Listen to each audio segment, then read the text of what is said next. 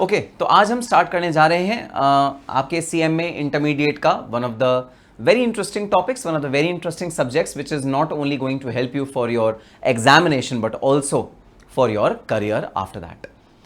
First of all, many congratulations to all of you for qualifying CMA Foundation. जी हाँ, आपने जो first step है अपना वो बड़ा अच्छे तरीके से पास किया है. You have given a kick start to your career and now your career is going to fly in CMA Intermediate. But एक बात ध्यान रखनी है कि CMA Intermediate is going to be really tough. It's not easy and yes, it is going to really be challenging for all of you. But इतना अच्छा learning experience होने वाला है ना आपका. कॉमर्स, फाइनेंस, ये पूरी इंडस्ट्री का एक होलसम आपको देखने को मिलने वाला है. क्या चीज़? Scenario. How does big CFOs take decisions? How does finance directors take a decision? कहाँ पर हमें टैक्सेशन बचाना है, कैसे टैक्सेशन बचाना है, किस ट्रांजैक्शन पे क्या टैक्सेशन लगेगा, ये सारी की सारी जानकारी आपको मिलने वाली है ग्रुप 1 की स्टडीज़ में. तो जी हाँ, दिल लगा के, मन से, एकदम पूरे उत्साह, जोश से स्टार्ट करिए अपने CMA इंटरमीडिएट ग्रुप 1 की तैयारी. Because now you have to attain those 3 alphabets before your name which is CMA.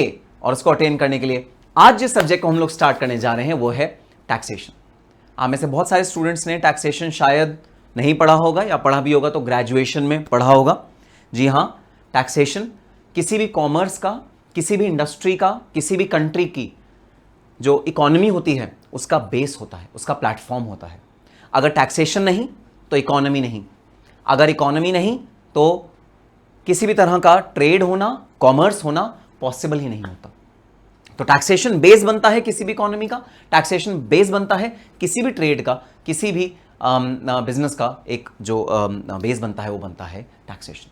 So taxation is one of the most important subjects जो कॉमर्स के स्टूडेंट्स को पढ़ाया जाता है. और जी हाँ, डायनामिक सब्जेक्ट है. डायनामिक मतलब हर साल टैक्सेशन में चेंजेस आते हैं, अमेंडमेंट्स आते हैं, चीज़ों को समय परिस्थिति काल के अनुसार चेंज किया जाता है और वो चेंज हम अडॉप्ट करते हैं over the years. Over the years act में बहुत सारे चेंजेस आते हैं, टैक्स में बहुत सारे चेंजेस आते हैं और उनको धीरे धीरे धीरे करके हम अडॉप्ट करते हैं. लेकिन टैक्सेशन स्टार्ट करने से पहले आ जाइए, ये बैच किस तरह चलेगा, ये बैच में क्या क्या अप्रोचेस होंगे, बैच में किन किन चीज़ों का आपको ध्यान रखना है, इन सारी चीज़ों का हम ज़रा एक नोटिंग कर लेते हैं. ठीक है. So we will first be going to start the GST portion. आपके इनकम टैक्स में, आपके टैक्सेशन में 2 पोर्शन है भाई. आपके जो आपका पेपर है, paper number 7 DT IDT, direct tax, indirect tax, आपके सब्जेक्ट में 2 पोर्शन है और इन दोनों पोर्शन का अप्रोक्सीमेट 50-50 वेटेज है. हाँ, एग्जैक्ट नहीं रहता, कई बार थोड़ा बहुत ऊपर नीचे हो जाता है. तो 2 पोर्शन है जो आपके सिलेबस में है. ये दोनों के दोनों पोर्शन आपके आपको पढ़ने हैं. हम पहले कौन सा पोर्शन स्टार्ट करेंगे? हम GST का पोर्शन पहले स्टार्ट करेंगे. तो अप्रोक्सीमेटली 1.5 महीना मान लीजिए, लाइव बैच बस अभी स्टार्ट हुआ है. अप्रोक्सीमेटली 1.5 महीने में हम लोग 1.5 महीना to maybe 2 months maximum we'll be covering our IDT portion and thereafter in next 1.5 महीना to 2 months we'll be covering the DT का portion. So this is how we are going to plan our studies. अब आपकी classes की duration क्या रहेंगी? एक class की duration रहेगी लगभग 2 घंटा. जी हाँ, एग्जैक्ट 2 नहीं, कई बार 2 से कम भी हो सकता है, कई बार 2 से ज़्यादा भी हो सकता है, डिपेंडिंग अपॉन किस कंटेंट में हम लोग काम कर रहे हैं. सो 2 से ऊपर, 2 से नीचे, इस तरह से आपका वेरिएबल रहेगा आपकी क्लासेस के अंदर. तो आपको किस दिन 2.5 घंटा, किस दिन 1.25-2 घंटे. और जी हाँ, जितने भी स्टूडेंट्स लाइव बैच ले रहे हैं उन सबको टेलीग्राम ग्रुप में ऐड होना है. मेरी टीम से कांटेक्ट करिए, वो आपको टेलीग्राम ग्रुप में ऐड करेंगे. और लाइव सेशन का एग्जैक्ट टाइमिंग वैसे तो फिक्स ही रहेगा, मॉर्निंग टाइम है, बट अगर कहीं भी वेरिएशन होगा आपको टेलीग्राम ग्रुप में सारी की सारी इन्फॉर्मेशन मिलेगी. PDF आपके ऐप के अंदर अपलोड करी जाएंगी और क्लास से पहले PDF को आपके टेलीग्राम ग्रुप में भेजा जाएगा क्लास से जस्ट पहले. सर क्या हमें हार्ड बुक नहीं मिलेगी? अरे मिलेगी भाई, मिलेगी. हम लोग within 1.5 months hard book dispatch करनी शुरू कर देंगे. फिलहाल जो स्टूडेंट्स लाइव बैच देख रहे हैं उनको PDF का प्रिंटेबल फॉर्मेट दिया जाएगा. आप प्रिंट आउट लेके अपना बैच कंप्लीट कर सकते हो. 1 महीने के अंदर अंदर आपको हार्ड बुक मिल जाएंगी. और जो स्टूडेंट्स रिकॉर्डेड बैच देख रहे हैं, बाद में देख रहे हैं, उनको तो भाई हार्ड बुक्स मिलेंगी. वो डायरेक्टली अपना हार्ड बुक्स में अपना अपना पूरा सेशन अटेंड कर सकते हैं. अब सर हमें कौन कौन से रिसोर्सेज मिलेंगे DT और IDT में? तो भाई DT और IDT दोनों के अंदर आपको सबसे पहले बुक्स मिलेंगी जहां पर कि हम लोग क्वेश्चंस, कॉन्सेप्ट्स सब कुछ कवर करेंगे. ठीक है, क्वेश्चंस प्लस कॉन्सेप्ट्स. सो अगर मैं IDT की बात करूं, आपको एक बुक मिलेगी आईडीटी की, जिसमें हम क्वेश्चंस एंड कंसेप्ट्स को पूरा कवर करेंगे, और 2 बुक्स मिलेंगी डीटी की, जिसके अंदर हम कॉन्सेप्ट्स और क्वेश्चन सारे के सारे कवर करेंगे। सीएमए स्टडी मैट के अकॉर्डिंग स्ट्रिक्टली हम लोग फॉलो करने वाले हैं सीएमए का स्टडी मैट।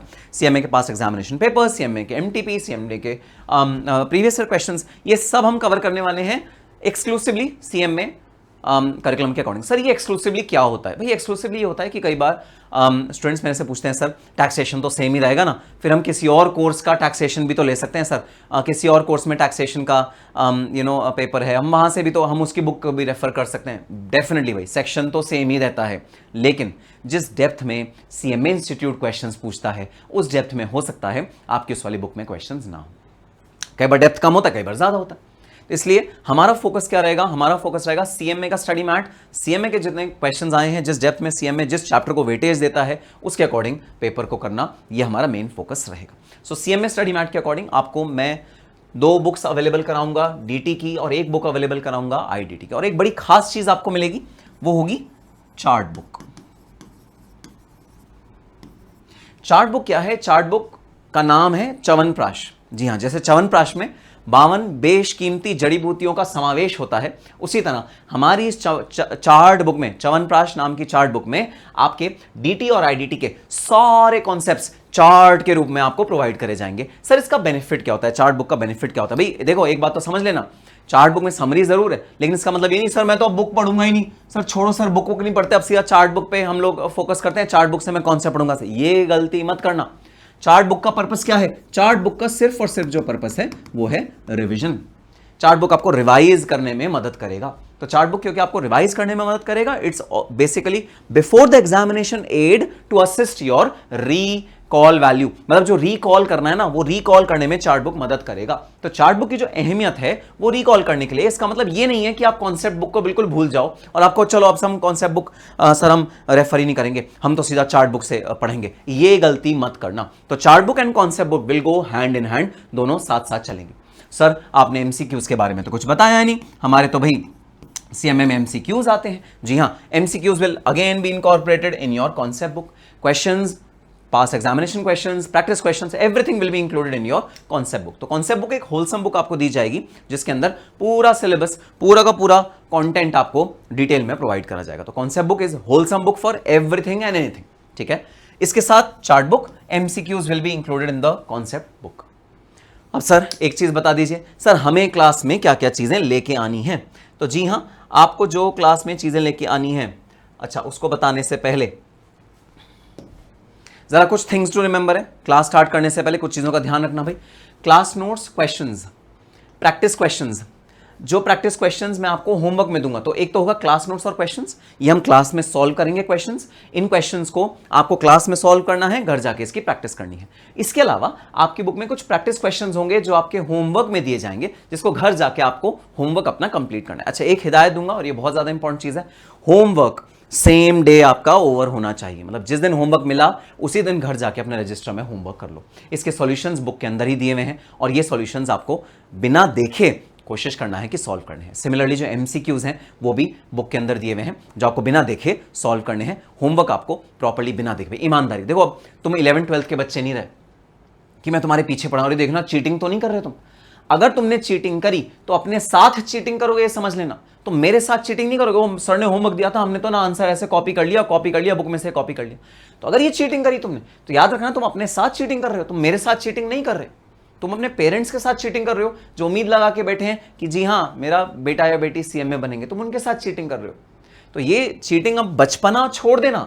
अब आप सीएमए इंटरमीडिएट में हो, अब आप बच्चे नहीं हो, अब आप 11th, 12th, 10th के बच्चे नहीं हो। तो ये बचपना प्लीज छोड़ देना। सिंसियरली होमवर्क आपको सॉल्व करना है हर क्लास के बाद, बिना देखे। हाँ, जहां कॉन्सेप्ट अटका वहां पर जरूर प्रैक्टिस क्वेश्चन को देखना है, बट अदरवाइज होमवर्क आपको बिना देखे सॉल्व करना है। ठीक है, मेमोरी चार्ट्स का मैंने आपको बता दिया, गेम चेंजर है भाई, गेम चेंजर। मेमोरी चार्ट्स की आपको पूरी एक प्रॉपर बुक दी जाएगी, और वो मेमोरी चार्ट्स की प्रिंटेड कॉपी तो ऑफकोर्स आपको अवेलेबल कराई जाएगी। लेकिन एक गेम चेंजर चीज क्या है भाई, जो स्टूडेंट्स इन मेमोरी चार्ट्स को खुद ड्रॉ कर लेंगे, बस समझ लेना उनका 50% प्रिपरेशन तो इन मेमोरी चार्ट से ही हो गया। तो अपना पूरा जो आपका रूम है, स्टडी रूम है, उसकी सारी दीवारों पे आप ये मेमोरी चार्ट ड्रॉ करके लगा देना। चारों तरफ आपके मेमोरी चार्ट्स ड्रॉ होने चाहिए, डीटी के भी, आईडीटी के भी, और अपना पूरा कमरा मेमोरी चार्ट से भर देना। और फिर देखना इनका जो रिटेंशन होगा, इन चार्ट्स का, इन कॉन्सेप्ट्स का जो रिटेंशन होगा कितना तगड़ा होगा। So if you can draw these memory charts yourself, इससे अच्छा कुछ हो ही नहीं सकता। जो मेमोरी चार्ट्स आज की क्लास में भी हम मेमोरी चार्ट्स में आपको दिखाऊंगा कैसे हैं, वो पीडीएफ में भी आपको मिलेंगे और 1 महीने बाद हार्ड बुक की तरह हम आपके घर में कोरियर भी करेंगे, तो वो चीज़ तो है ही, ठीक है। पीडीएफ में भी आपको हाथ के हाथ मिल जाएंगे। तो अगर खुद ड्रॉ कर लो ना, तो इससे अच्छी बात तो हो ही नहीं सकती।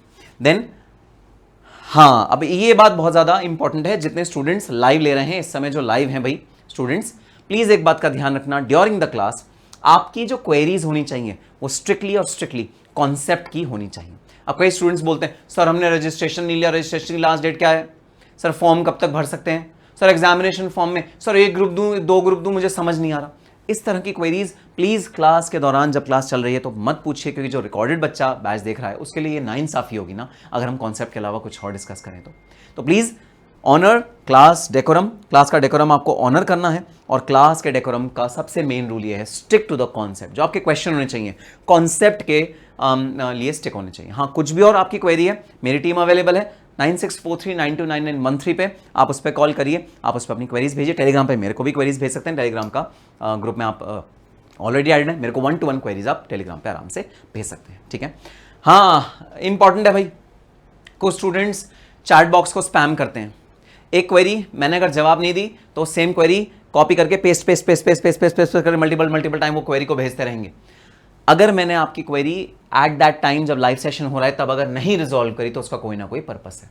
वैसे तो मैं आपको बोल दूंगा कि जैसे मयंक है, मयंक को मैं बोल दूंगा मयंक ये क्वेरी थोड़ी सी देर के बाद पूछना, मैं थोड़ी सी देर के बाद सॉल्व करूंगा। वैसे तो मैं बोल दूंगा, अगर मैं नहीं भी बोल पाया तो प्लीज़ चैट बॉक्स को स्पैम ना करें, थोड़ा सा वेट करें, आपकी सारी क्वेरीज रिजॉल्व होंगी और बहुत ही ब्यूटीफुली रिजॉल्व होंगी। ट्रस्ट मी, ये आपका जो प्रोसेस रहेगा ये बहुत ज़्यादा अच्छा रहेगा। थोड़ा सा इंट्रोडक्शन अपने बारे में दे देता हूँ, मैं कौन हूँ और क्यों मैं आ गया हूँ आपके सामने टैक्सेशन जैसे सब्जेक्ट को पढ़ाने। Who am I? So I am CS, CS, CMA Nikhil Gupta. Yes, I have qualified all 3 degrees CS, CS and CMA and I have experience of working in the Big 4 organization. तो sir Big 4 क्या होता है? Big 4 organization, भाई Big 4 organizations हैं KPMG, Deloitte, PricewaterhouseCoopers, Ernst & Young. ये 4 financial sector की consulting firms हैं और टॉप की कंसल्टिंग फर्म्स हैं। मतलब पूरे दुनिया में अगर कहीं भी टैक्सेशन का जिक्र होता है, ऑडिट का जिक्र होता है, तो इन 4 फर्म्स का नाम आता है। तो मेरे को प्रिविलेज मिला है in the initial phase of my career to work for these big 4 organizations. इनके taxation division में I was a manager, senior manager, associate director in their taxation division. तो I hail from that background where taxation is in my blood. तो जी हाँ, आपको जो class में taxation पढ़ाया जाएगा ना, वो जो आपकी स्टडी मैट है, CMA स्टडी मैट, सिर्फ उस तक सीमित नहीं होगा। जो मेरा प्रैक्टिकल एक्सपीरियंस है इतने साल टैक्स ऑफिसर से डील करने का, ठीक है, टैक्स के जब लॉ बनते हैं उसमें जो चेंजेस आते हैं उनको ऑब्जर्व करने का, जब जो हमारी फाइनेंस मिनिस्टर हैं या जो भी हमारे फाइनेंस मिनिस्टर हैं वो जब स्पीच देते हैं उस स्पीच को एनालिसिस करने का, ये सब जो मेरा एक्सपीरियंस है ये मैं ड्यूरिंग द क्लास अपनी क्लास में इनकॉर्पोरेट करूंगा। और आपको जो टैक्स पढ़ाऊंगा वो प्रैक्टिकली पढ़ाऊंगा, थियोरेटिकली नहीं पढ़ाऊंगा भाई कि मैंने सेक्शन बता दिया, उसको क्वेश्चन करा दिया, सेक्शन बता दिया, क्वेश्चन करा दिया, सेक्शन बता दिया, क्वेश्चन करा दिया, सेक्शन बता दिया, क्वेश्चन करा दिया। ये चीज नहीं होने वाली क्लास में। अगर आपको ये उम्मीद है ना कि सर आप बस सेक्शन पढ़ा दो, क्वेश्चन करा दो, अगर ये उम्मीद है, ये उम्मीद आपकी क्लास में तो पूरी नहीं हो पाएगी, क्योंकि सेक्शन के साथ मैं आपको उसकी यूटिलिटी बताऊंगा, मैं उसको बैकग्राउंड बताऊंगा, क्योंकि मुझे आपको टैक्स रटवाना नहीं है, मुझे आपको एक टैक्स प्रोफेशनल बनना है, ताकि कल को कोई आपसे पूछे कि सर बताना GST हमारे इस प्रोडक्ट में लगेगा या नहीं लगेगा, तो आप ना केवल उसका जवाब दे पाओ बल्कि उसकी हिस्ट्री, पास्ट में क्या क्या हुआ है उस प्रोडक्ट से रिलेटेड, वो सारी चीजें भी बता पाओ।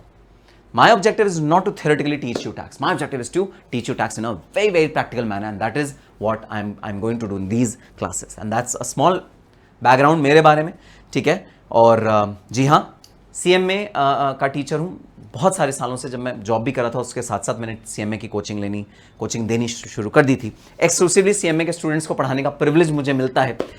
तो जी हाँ, जितनी भी फैकल्टीज़ हमारे साथ जुड़ी हुई हैं वो सब एक्सक्लूसिवली CMA को केटर करती हैं। I take pride and privilege to say that we cater exclusively to CMA course content, study material and exclusively to CMA students. तो जी हाँ, ये था मेरा छोटा सा बैकग्राउंड। क्लास किस तरह चलेगी, एक रजिस्टर बनाना है भाई, एक 400 पेजेस, लगभग 400 पेजेस का एक रजिस्टर बनाओ। उस रजिस्टर के अंदर आप सारे अपने क्वेश्चन नोट डाउन करोगे, जो भी मैं कॉन्सेप्ट बताऊंगा वो सारे के सारे नोट डाउन करोगे, and that's how our class will proceed, ठीक है। अब भाई अब क्योंकि आप भाई स्टूडेंट हो, टैक्सेशन के, ठीक है, और भाई सीएमए के स्टूडेंट और इंटरमीडिएट के स्टूडेंट, सबसे बड़ी बात है आपसे इंटरमीडिएट के स्टूडेंट हो भाई, झूठ नहीं बोलूंगा आपसे, आप फाउंडेशन के स्टूडेंट नहीं हो जो आपको मैं कुछ भी कह के बहला फुसला के टरका दूं, तो आप फाउंडेशन के स्टूडेंट नहीं हो, आप इंटरमीडिएट के स्टूडेंट हो, ठीक है। तो मैं एक चीज़ आपको बहुत सीरियसली बताना चाहता हूँ, समझना क्या चीज़ मैं सीरियसली बताना चाहता हूँ। मैं आपको ये बताना चाहता हूँ कि जो टैक्सेशन है ना भाई डिफ़िकल्ट है, मतलब पूरा ग्रुप 1 एक तरफ और टैक्सेशन एक तरफ, मतलब पूरा ग्रुप 1 की स्टडीज़ एक तरफ, जो और सब्जेक्ट्स हैं ग्रुप 1 के वो एक तरफ, और टैक्सेशन एक तरफ। Taxation is really a tough subject.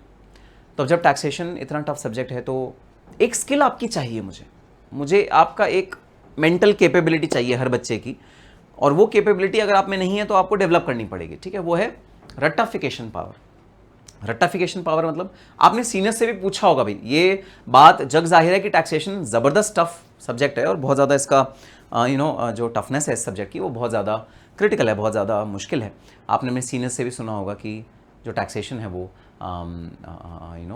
एक बेहद मुश्किल सब्जेक्ट है। अब इसमें क्या करना पड़ता है ना, सेक्शन को रटना पड़ता है, तो मतलब रट्टाफिकेशन स्किल होनी बहुत ज़्यादा ज़रूरी है। जैसे मैं आपको एक सेक्शन बोलूँ है ना, मैं कोई भी आपको लाइन बोलूँ तो वो सारी जो लाइन है ना वो आपको पूरी एज इट इज़ रट जाए, इस तरह से आपकी वो स्किल डेवलप होनी चाहिए। रट्टाफिकेशन स्किल बहुत ज़्यादा इंपॉर्टेंट है इस वाले सब्जेक्ट में विच इज़ टैक्सेशन। मतलब आप चीज़ों को ना मगअप करो, जैसे एक सेक्शन लिखा है एज इट इज उस सेक्शन को आप रिप्रोड्यूस कर सको। अच्छा मुझे बताओ सर, यहाँ पर कितने स्टूडेंट्स कहते हैं कि सर हमारी रट्टाफिकेशन स्किल्स अच्छी हैं? कितने स्टूडेंट्स ऐसे हैं जो कहते हैं सर हमारी रट्टाफिकेशन स्किल तो अच्छी है, हम रट के as it is word to word, मतलब इज, एम, आर, इनका भी चेंज नहीं आना चाहिए। अरे भाई इनका भी चेंज, जो वहां पर ग्रामेटिकल चीजें लिखी है ना उनका भी चेंज नहीं होना चाहिए। एज इट इज सेंटेंस रट के रिप्रोड्यूस करने की आप में क्षमता होनी चाहिए। वो क्षमता कितने स्टूडेंट्स कहते हैं कि हमारे अंदर है? और कोई स्टूडेंट अगर ऐसा कहता है कि मेरे अंदर ये क्षमता नहीं है, तो भाई ये क्षमता डेवलप करनी पड़ेगी, ये क्षमता को आपको अपने अंदर जनरेट करना पड़ेगा, क्योंकि ये सब्जेक्ट में मार्क्स तभी मिलता है जब सेक्शन हम लोग एज इट इज रिप्रोड्यूस करते हैं, जब हम सेक्शन एकदम वर्ड टू वर्ड, मतलब जो सेक्शन में लिखा है ना word to word, this is, R, सब वर्ड्स एग्जैक्ट रिप्रोड्यूस करते हैं, तभी टैक्सेशन में मार्क्स मिलते हैं। अदरवाइज जो बच्चे रट्टाफिकेशन नहीं कर पाते वो टैक्सेशन में भाई पास नहीं होते। तो मैं चैट बॉक्स में जानना चाहता हूं कितने स्टूडेंट्स हैं जिनका रट्टाफिकेशन पावर अच्छा है, जो रट्टाफिकेशन अच्छे से कर पाते हैं, जरा चैट बॉक्स में बता दो, क्योंकि ये स्किल मैंडेटरी चाहिए भाई। टैक्सेशन अगर आपको सक्सेसफुली करना है तो ये स्किल होनी चाहिए। मैं 1 मिनट का समय लेता हूं, आप सबसे क्वेश्चन छोड़ के जा रहा हूं कि बताना जरा रट्टाफिकेशन स्किल किसके पास है या नहीं है।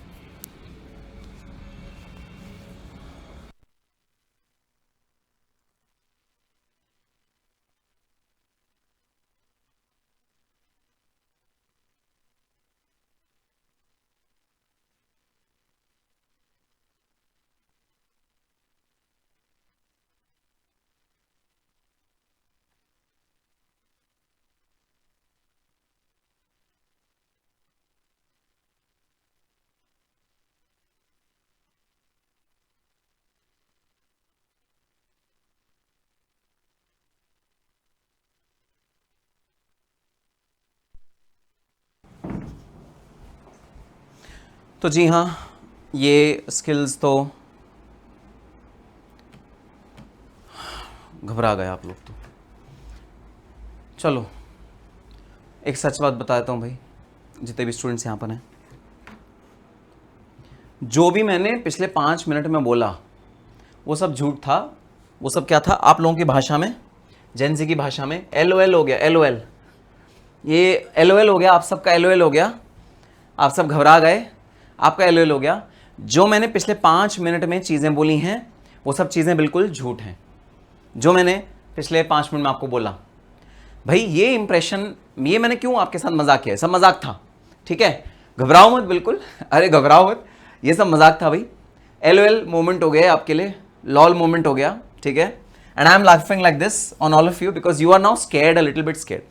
तो मैं ये क्यों आपसे मैं ये बात करना चाह रहा हूँ, मैं ये बात करना चाह रहा हूँ क्योंकि मेरी क्लास में जो बच्चा बैठता है टैक्सेशन की क्लास में, वो एक प्री कंसीव्ड नोशन लेके आता है। और ये मेरा एक्सपीरियंस रहा है कई सालों का पढ़ाने में कि जो बच्चा टैक्स की क्लास में बैठता है वो एक प्री कंसीव्ड नोशन लेके आता है, यार टैक्स में तो बड़ा रटना पड़ता है, टैक्स में तो बड़ा याद करना पड़ता है। सेक्शन एज इट इज याद करने पड़ते हैं, section number as it is याद करने पड़ते हैं, हमें बहुत ज़्यादा भाई सर रटना पड़ेगा, रट्टाफिकेशन करना पड़ेगा। सर हम तो मगिंग अप कर ही नहीं सकते, हमें तो रट्टाफिकेशन पावर बिल्कुल भी नहीं है सर, ये वो। एक प्री कंसीव्ड नोशन लेके तुम लोग आते हो कि टैक्स बड़ा मुश्किल है, और उसको टैक्स बड़ा मुश्किल है, टैक्स बड़ा मुश्किल है सर। एक प्री कंसीव्ड नोशन लेके तुम लोग आते हो क्लास में टैक्स की बैठने, टैक्स की क्लास में जब तुम बैठते हो तो एक प्री कंसीव्ड नोशन के साथ आते हो कि सर टैक्स बहुत मुश्किल है। भूल जाना ये नोशन। अब जब तुम टैक्स की क्लास में बैठोगे तो इस नोशन को भूल जाना। ये नोशन बिल्कुल गलत नोशन है, इस नोशन से बाहर निकलो, क्योंकि अगर आपने करेक्ट स्ट्रैटेजी अपनाई है तो टैक्सेशन से ज्यादा आसान, टैक्सेशन से ज्यादा इंटरेस्टिंग सब्जेक्ट कोई नहीं है। बस टैक्सेशन की एक दिक्कत है, थोड़ा सा लेंदी ज्यादा है, क्योंकि 2 एक्ट आपके कोर्स में दिए हुए हैं, इनडायरेक्ट टैक्स भी दिया हुआ है, डायरेक्ट टैक्स भी दिया हुआ है, 2 तरह की चीजें इकट्ठा मिलाई हुई है। 100 नंबर के पेपर में आप समझ लो 200 नंबर का आप पढ़ रहे हो, बस ये छोटी सी दिक्कत है, तो लेंदी हो जाता है। उसका सॉल्यूशन क्या है सर? अब हमारा सब्जेक्ट लेंदी हो गया तो उसकी करेक्ट स्ट्रैटेजी क्या है, हमें क्या स्ट्रैटेजी फॉलो करनी चाहिए टैक्सेशन को टैकल करने के लिए? क्योंकि ये तो समझ में आ गया कि डिफिकल्ट नहीं है भाई, मुश्किल नहीं है, लेंदी है, लेंदी। इसकी प्रॉब्लम क्या है कि ये लेंदी है। तो सर करेक्ट स्ट्रैटेजी क्या है? करेक्ट स्ट्रैटेजी टैक्सेशन को डील करने की ये है कि भाई आपको टैक्सेशन को थोड़ा ज्यादा समय देना पड़ेगा। जैसे आप फाइनेंशियल अकाउंटिंग को अगर 1 घंटा देते हो तो आपको टैक्सेशन को 2 घंटा देना पड़ेगा।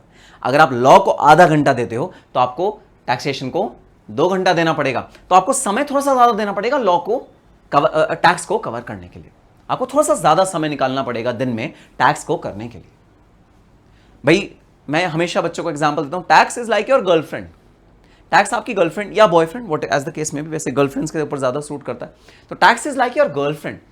आप अगर अपनी गर्लफ्रेंड को टाइम नहीं देते तो गर्लफ्रेंड नाराज हो जाती है ना, नहीं baby you don't give me time, no you are too busy in your life, I don't know how to cope up with things, I'm getting mentally frustrated because you are too busy with your life. Weekdays you are always in your studies and working, and weekends you want with your family. Where am I? Where am I in that entire picture? ऐसी चीज़ें सुनने को मिलती है ना girlfriend से, situationship या relationship जिसमें भी आप हो, उसमें होता है ना you have to give me time. तो अगर गर्लफ्रेंड को टाइम ना दिया जाए, she will get disturbed, right? Similarly taxation is like your girlfriend, like your नहीं, taxation is your girlfriend. From today taxation is your girlfriend. आज से आपको जो प्यार करना है वो टैक्सेशन से करना है, आज से आपको जो समय देना है वो टैक्सेशन को देना है। हाँ, अगर आपने गर्लफ्रेंड भी बनाई हुई तो उसे बोल दो कि बहन, नहीं सॉरी बहन नहीं, सुन भाई, जो भी उसका नाम है उसको बोल दो कि मुझे ना कुछ चंद सालों की मोहलत दे दे, कुछ चंद साल मैं तुझे टाइम नहीं दे पाऊंगा जब तक CMA फाइनल क्लियर नहीं हो जाता। उन चंद सालों में मेरी एक दूसरी गर्लफ्रेंड बन चुकी है, लेकिन इससे पहले वो थप्पड़ मार दे आपको, बता देना वो दूसरी गर्लफ्रेंड है टैक्सेशन। तो मैं कुछ सालों तक, कुछ समय तक दूसरी गर्लफ्रेंड को टाइम दूंगा जिसका नाम है टैक्सेशन। उसका नाम जो है भाई तू नहीं है वो, हाँ तेरी जगह कुछ सालों तक वो ले लेगी, लेकिन जब वो खत्म होगी, जब मैं CMA बन के आऊंगा तो मेरा सारा समय तेरा। आज से 4 साल तक मेरा समय इसका, और आज के बाद, उसके बाद 4 साल के बाद पूरी जीवन तेरा। ये कमिटमेंट दे देना अपनी गर्लफ्रेंड को, बोल देना। और अगर नहीं है तो बहुत अच्छी बात है भाई, इसी को बना लो। इससे अच्छी वफादार लॉयल गर्लफ्रेंड आपको नहीं मिलेगी। मैं सिर्फ टैक्सेशन की बात नहीं कर रहा, मैं CMA की बात कर रहा हूं। इससे ज्यादा अच्छी लॉयल्टी, इससे ज्यादा अच्छा कमिटमेंट आपको कोई और नहीं दे सकता। याद रखना, ये जो 3 अल्फाबेट है ना, CMA, ये मरते दम तक, till your last breath they will be with you. भाई हमारे जीवन में जो भी हमारे आसपास लोग हैं वो at some point in time हमारा साथ छोड़ के जाएंगे, लेकिन ये जो मिल जाता है ना, ये जो चीज मिल जाती है ना हमको, CMA, ये मरते दम तक हमारा साथ नहीं छोड़ सकती। मेरे पास आज जो भी है, मेरे पास पैसा है, बंगला है, गाड़ी है, जो भी चीज है वो सब मेरे से जा सकता है, लेकिन ये जो 3 मेरे को डिग्रीज प्राप्त हैं, जो है CA, CS और CMA, ये जो मेरे को राइट मिला है कि मैं अपने आप को बोल पाऊं कि मैं एक प्रोफेशनल हूं, मेरे को जो प्रोफेशनल नॉलेज मिली है इतने साल के वर्किंग के बाद, ये मेरे से कोई नहीं छीन सकता। ये मेरा साथ देंगे till my end breath, till my last breath, these things will be with me. So I can vouch for it. मतलब मैं ये गारंटी दे सकता हूं कि तुम जो इसमें टाइम इन्वेस्ट करोगे, तुम जो इसमें अपने आप को इन्वेस्ट करोगे, तुम जितना भी अपना इन्वेस्टमेंट इसके अंदर करोगे, it will all B worth it, it will all be fair, it will all B worth it, सारा का सारा वर्थ इट होगा, सारा का सारा भाई आपको 10 गुना करके वापस मिलेगा.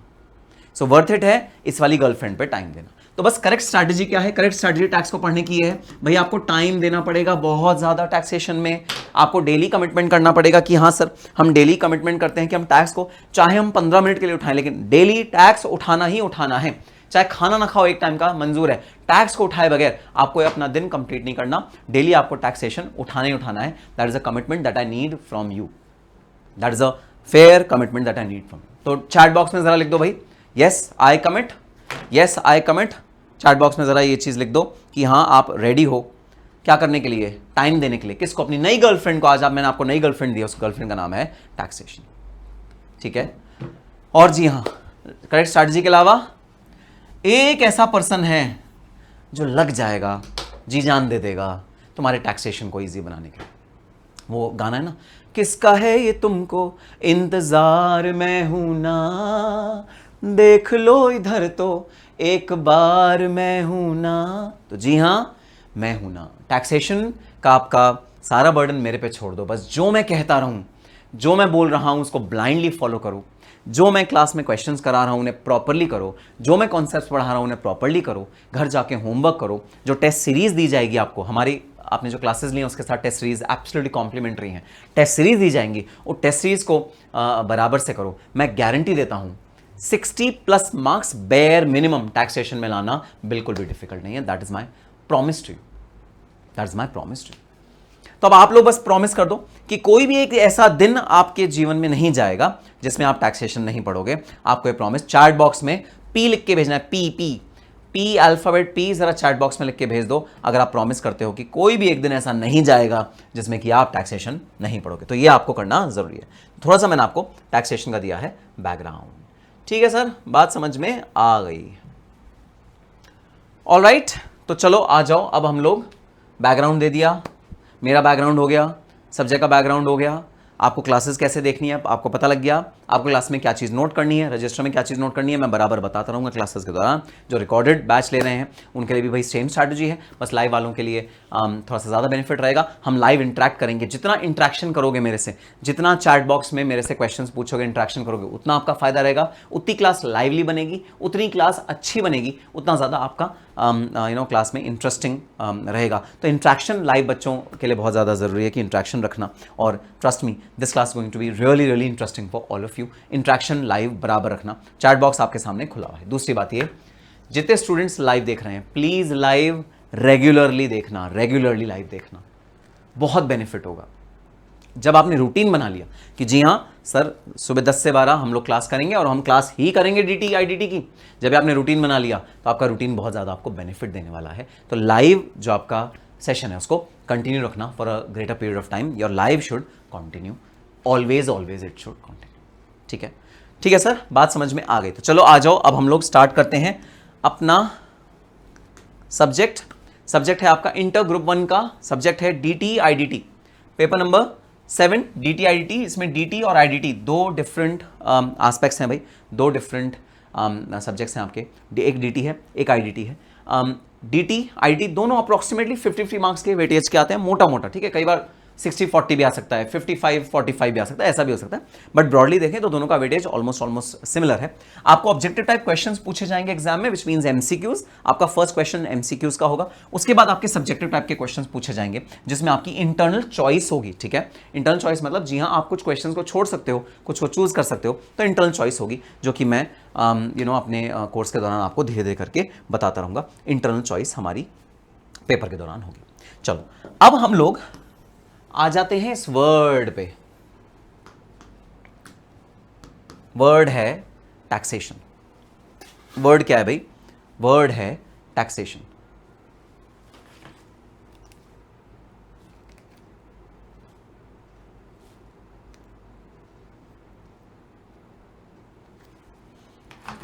सबसे पहले समझो ये वर्ड टैक्स है क्या. What do you mean by tax? ये टैक्स क्या होता है, तुम्हें समझना है कि ये वर्ड टैक्स का मतलब क्या है। एक मिनट देना बस मुझे।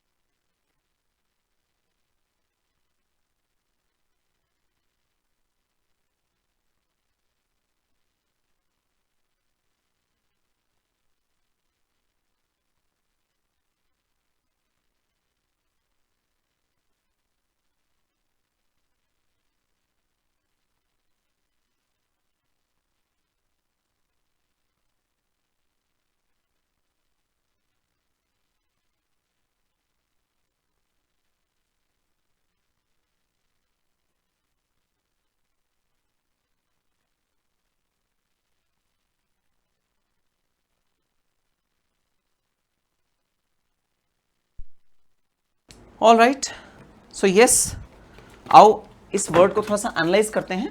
टैक्स, ठीक है। अभी डायरेक्ट टैक्स क्या होता है, इनडायरेक्ट टैक्स क्या होता है, ये सब चीजें बात की हैं, ये बाद में सोचेंगे। पहले हमारा जो फोकस है ना वो वर्ड है टैक्स।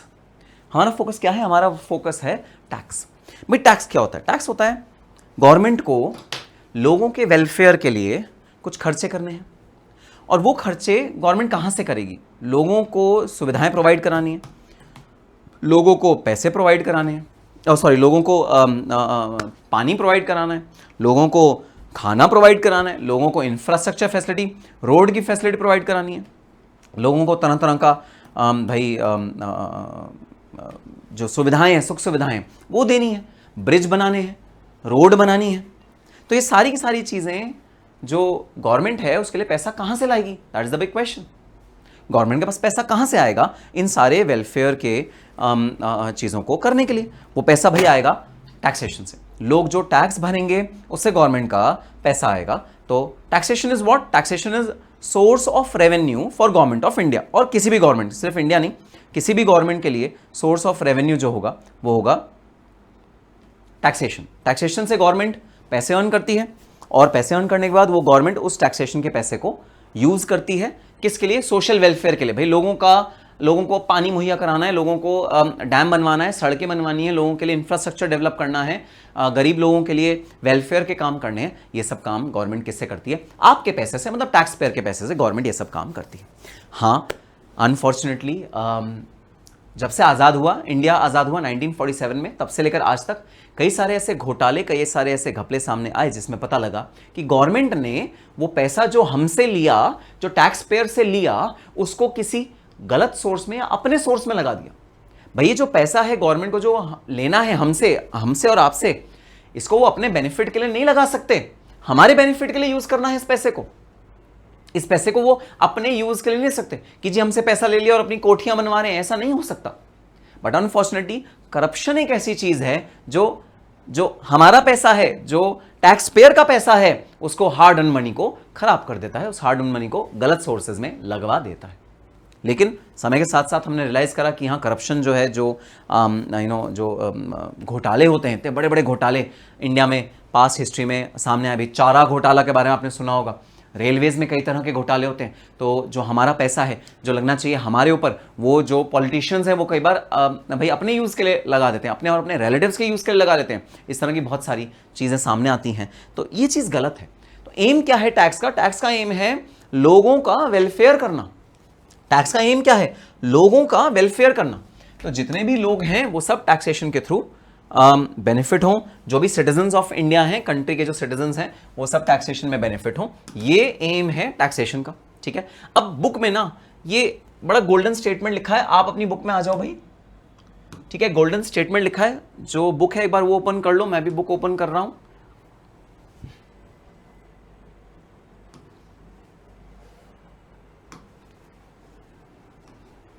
ओके, ठीक है। हमने स्टार्ट किया देखना अपनी बुक को, basic concepts and introduction to GST, ठीक है। तो अभी हम बेसिक कॉन्सेप्ट्स कर रहे हैं अभी। तो व्हाट इज टैक्स? टैक्स क्या है? What is tax? Tax is a compulsory contribution.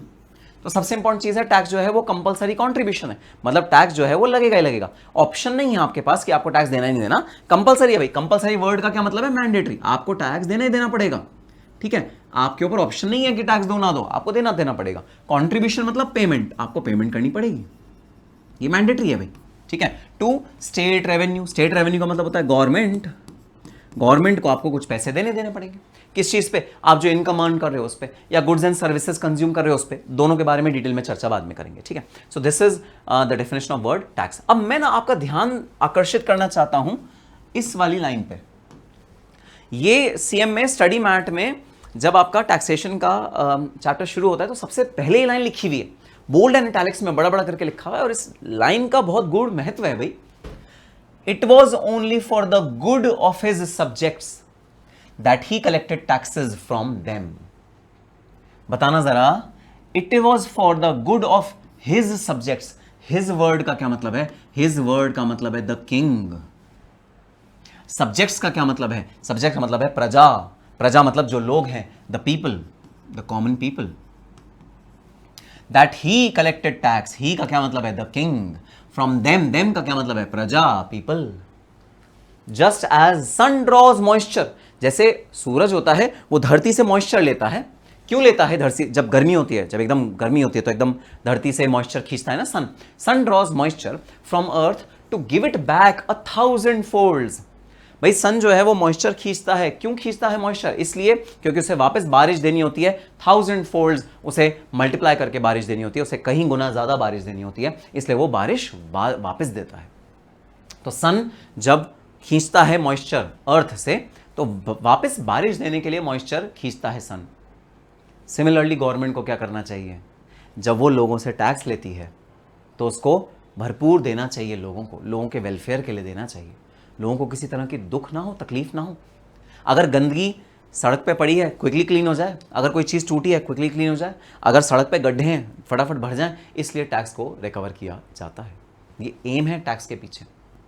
लेकिन देखते हैं हम कि इस एम को फुलफिल करने में कुछ गवर्नमेंट्स इतनी सक्षम नहीं रहती। ये गलत बात है भाई, ये गलत बात है। जो इतने आंदोलन होते हैं ना, जो इतने लोग अग्रेसिवली, आपने देखा होगा जंतर मंतर, दिल्ली में एक जगह जंतर मंतर, जहाँ आए दिन आंदोलन होते रहते हैं, जहाँ आए दिन प्रोटेस्ट होते रहते हैं, इसी बात के लिए होते हैं। अरे भाई हमारा हार्ड अर्न मनी है, सिटीजन्स का हार्ड अर्न मनी है, तुम इस मनी को हमारे यूज में लो, तुम इस मनी को ठीक से यूज में क्यों नहीं ले रहे? इसीलिए लड़ाई होती है, इसीलिए झगड़ा होता है गवर्नमेंट से, ठीक। सो जो टैक्स का बेसिक ऑब्जेक्टिव है वो है लोगों की भलाई करना, लोगों को फैसिलिटेट करना, लोगों को फैसिलिटी प्रोवाइड करना। ये टैक्स का बेसिक मकसद है टैक्स कलेक्ट करने का। और जो भी गवर्नमेंट इसमें नाकाम रहती है उस गवर्नमेंट को एक पुअर गवर्नमेंट बोला जाता है, जो गवर्नमेंट इसमें सक्षम रहती है उसको एक सक्सेसफुल गवर्नमेंट बोला जाता है, ठीक है। अब सर एक बात नहीं समझ में आई, चलो ठीक है, ये बात समझ में आ गया। टैक्स कलेक्ट करने का जो राइट है ना, वो राइट गवर्नमेंट ऑफ इंडिया का है, और वो राइट गवर्नमेंट ऑफ इंडिया अपना एक्सरसाइज करती है। ये बात तो बिल्कुल समझ में आ गई, जी हाँ। अब सवाल ये उठता है कि सर दो तरह के एक्ट हैं, एक तो डायरेक्ट टैक्स को गवर्न करता हुआ एक्ट है, इनकम टैक्स एक्ट 2025, ठीक है, तो इनकम टैक्स को गवर्न करता हुआ एक्ट है। दूसरा एक्ट है जो इनडायरेक्ट टैक्स को गवर्न करता है, जैसे कि है जीएसटी, जैसे कि है कस्टम्स, ठीक है। सर ये जो लॉ बनाया जाता है, लॉ एक्ट जो हम पढ़ने वाले हैं, जिसके सेक्शंस, जिसके प्रोविजन हम लोग पढ़ने जा रहे हैं, ये क्यों बनाया, ये क्यों बनाया भाई, लॉ क्यों बनाया, मतलब ये क्या चक्कर है सर? सर एक बात बताओ, गवर्नमेंट को हमसे टैक्स लेना है, गवर्नमेंट हमारे पास आए और टैक्स ले ले, इसके लिए हमारी मुसीबत, सीएमए इंटर के बच्चों के लिए मुसीबत इतनी बड़ी क्यों डाल दी भाई? हमें एक्ट पढ़ो, तुम तो सेक्शन पढ़ो, तुम तो एक्ट के प्रोविजन पढ़ो, क्यों भाई क्यों इतना क्या पेचीदगी कर दी भाई? अरे सिंपल सी बात है, गवर्नमेंट को हमसे टैक्स लेना है, गवर्नमेंट हमारे पास आए, टैक्स ले चले जाए भाई। मैं सच सच बता दूंगा, मैं सच सच बता दूंगा भाई, मेरी साल की इनकम है 10 लाख रुपए, मैं गवर्नमेंट को बता दूंगा, गवर्नमेंट कहेगी ठीक है इस पे टैक्स बनता है, 1 लाख रुपए लाओ दो, और गवर्नमेंट अपने घर चले जाए। ये एक्ट क्यों बना है? मैं ये एक्ट क्यों पढ़ूं? ये लॉ क्यों बनता है? लॉ का पर्पस क्या है भाई? तुम्हें टैक्स लेना ना, मेरे से ले लो, अरे आओ मेरे पास, मैं तुम्हें इनकम बताऊंगा, टैक्स ले लो। लॉ एक्ट इतना पेचीदा कर दिया, इतना कॉम्प्लेक्स कर दिया, तरह तरह के सेक्शंस बना दिए, तरह तरह के बायलॉज बना दिए, तरह तरह के रूल्स बना दिए, क्यों इतना कॉम्प्लेक्स क्यों कर दिया इस सिस्टम को? एक सिंपल सी बात थी, सिंपल सी बात, जैसे राजा और प्रजा होती है, प्रजा राजा के सामने बोल देगी जी इस बार हमने 10 टन अनाज उपजाया है, तो राजा पता है क्या कहता है? राजा कहता है ठीक है 10 टन तुमने उपजाया ना, इसमें से 0.5 टन तुम हमें दे दो, गवर्नमेंट का जो सरकारी खजाना है, जो भाई राजा का खजाना है, उसमें दे दो। बड़ी सिंपल सी बात होती थी। कोई व्यापारी है, कोई व्यापारी गवर्नमेंट से आके कहता है गवर्नमेंट मैंने ना इस बार 50 अशर्फियाँ कमाई हैं, मैंने कपड़ा बेच के 50 अशर्फियाँ कमाई हैं। बड़ी सिंपल सी बात, राजा उस पर्सन को कहता था सुनो पर्सन, इसमें से 5 अशर्फियाँ हमको दे दो, सिंपल सी बात होती थी। तो कहाँ से बात आ गई एक्ट की, कहाँ से बात आ गई लॉ की? अब कई लोग ऐसा कहते हैं कि लॉ जो बनता है वो सिटीजन्स के लिए बनता है, मतलब हमें पता लगे हमें कितना टैक्स देना है, इस चीज के लिए लॉ बनता है। कई लोग ये कहते हैं एक्ट बनाने का रीजन क्या है? एक्ट बनाने का रीजन है कि भाई हमें पता लगे हमें कितना टैक्स देना है, हमारे लिए, मतलब सिटीजन्स के लिए, जो उस कंट्री के लोग हैं उनके लिए लॉ बनता है। आज तुम्हें गूढ़ बात बताता हूं, बहुत रहस्यमयी बात बताता हूं, बहुत ही इनडेप्थ बात बताता हूं, प्रैक्टिकली जो बात होती है वो बताता हूं। लॉ जो बनता है वो लोगों के लिए नहीं, वो government of that particular country के लिए बनता है। लॉ क्यों बनता है भाई? लॉ क्या लोगों के लिए बनता है? ना ना ना, लॉ लोगों के लिए नहीं बनता, लॉ बनता है गवर्नमेंट के लिए। सर कैसी अजीब सी बातें कर रहे हो सर, गवर्नमेंट को भी लॉ की जरूरत है? जी हां, गवर्नमेंट को ही लॉ की जरूरत है। कॉन्स्टिट्यूशन ऑफ इंडिया ने हम सब लोगों को अधिकार दिए हैं कुछ, उन अधिकारों का पालन होना चाहिए, हमको वो राइट मिलने चाहिए। गवर्नमेंट जो है वो करप्ट ना हो जाए, गवर्नमेंट के पास इतनी ज़्यादा पावर ना आ जाए कि वो मिसयूज करने लगे पावर का। इसलिए उनकी पावर को रोकने के लिए, दोबारा रिपीट कर रहा हूं, स्टेटमेंट सुन लेना, गवर्नमेंट की पावर को रोकने के लिए, गवर्नमेंट का जो शक्तियां हैं, गवर्नमेंट की जो पावर्स हैं, उनको रोकने के लिए क्या बनाया जाता है? लॉ, एक्ट बनाया जाता है। वरना गवर्नमेंट तो बिल्कुल ही भाई बहुत ज़्यादा पावरफुल चीज़ है, राजा तो बहुत ज़्यादा पावरफुल चीज़ है। राजा जो होता है तो कुछ भी कर सकता है, फिर गवर्नमेंट तो अपनी मनमानी करेगी अगर लॉ नहीं बनाया हमने तो। गवर्नमेंट जो चाहे वो लेगी। अब भाई सुनो, इमेजिन करो तुमने कमाई 1 लाख रुपए की इनकम, ठीक है, तुम गवर्नमेंट के पास गए, गवर्नमेंट जी 1 लाख रुपए की मैंने इनकम कमाई है, बताओ इसमें कितना टैक्स बनता है? गवर्नमेंट के 1,80,000 रुपए दे दे, तुम तो फंस गए, देना पड़ेगा। गवर्नमेंट है भाई, मना नहीं कर सकते, तुम्हें जेल में डाल देंगे। तो ताकि गवर्नमेंट मिसयूज ना करे अपनी पावर्स का, ताकि गवर्नमेंट इतनी ज्यादा पावरफुल ना हो जाए कि वो अपने पावर्स का मिसयूज करने लगे, इसलिए बनता है एक्ट, इसलिए बनते हैं कोई भी लॉ। तो लॉ का जो उद्देश्य है, लॉ कहां से आता है? कॉन्स्टिट्यूशन ऑफ इंडिया से लॉ आता है। कॉन्स्टिट्यूशन ऑफ इंडिया में कुछ राइट्स दिए गए हैं सिटीजन्स को, जहां से लॉ बन के आता है, ठीक है। तो कॉन्स्टिट्यूशन ऑफ इंडिया से जब लॉ बन के आता है तो उसका पर्पस क्या है? पर्पस है ताकि लोग एक्सप्लॉइट ना हो, इस वजह से लॉ बनता है। प्राइमरी मोटिव ये है, सेकेंडरी मोटिव कुछ और हो सकता है। प्राइमरी मोटिव क्या है लॉ बनाने का? लोग एक्सप्लॉइट ना हो। गवर्नमेंट जो है, कि गवर्नमेंट तो मोस्ट पावरफुल चीज है ना इस पूरी दुनिया में, सबसे पावरफुल चीज क्या है? राजा। Raja is the most powerful thing in this entire world. पुराने जमाने में राजा बोलते थे, आज के जमाने में गवर्नमेंट बोलते हैं। तो गवर्नमेंट कहीं इतनी ज्यादा पावरफुल ना हो जाए कि वो अपनी पावर्स का मिसयूज करने लगे, इसलिए बनते हैं एक्ट, इसलिए बनता है लॉ। तो गवर्नमेंट को बोला जाता है सुनो गवर्नमेंट, ये लॉ क्या बोल रहा है गवर्नमेंट को? लॉ बोल रहा है गवर्नमेंट को, कॉन्स्टिट्यूशन ऑफ इंडिया लॉ बना रहा है, और लॉ किसको बोल रहा है? लॉ गवर्नमेंट को बोल रहा है। सुनो गवर्नमेंट, जो भी गवर्नमेंट है, जो भी सरकार की गवर्नमेंट है, सुनो गवर्नमेंट, अपने दायरों में रहना, अपनी सीमाओं में रहना, अपनी लिमिट्स में रहना। अगर तुम अपने दायरों में ना रहे, अगर तुम अपनी सीमाओं में ना रहे, अगर तुम अपने लिमिट्स में ना रहे, तो फिर हम तुमको हटा सकते हैं, हम तुम पे कार्रवाई कर सकते हैं, यह एक्ट बोलता है। तो एक बंदा जिसकी अर्निंग है 1,00,000 रुपए, उस पे टैक्स कितना लगेगा, उसको टैक्स कितना देना है, ये गवर्नमेंट नहीं डिसाइड करेगी, ये एक्ट डिसाइड करेगा।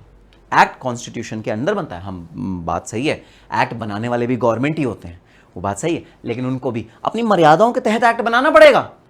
उनको मर्यादाएं दी गई हैं एक्ट बनाने के लिए भाई, और तभी ऑपोजिशन पार्टी को रखा जाता है, ताकि अगर वो कुछ भी गलत एक्ट बना रहे हैं, अगर वो किसी तरह का भी लॉ गलत कर रहे हैं जिससे सिटीजन्स का बुराई होगी, ऑपोजिशन हमला बोल देगा, गवर्नमेंट है उस पर और गवर्नमेंट को गिरा देगा।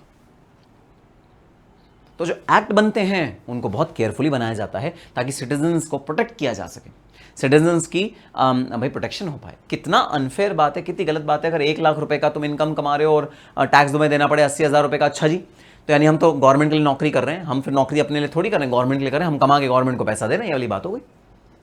और आपको सच सच बताऊं,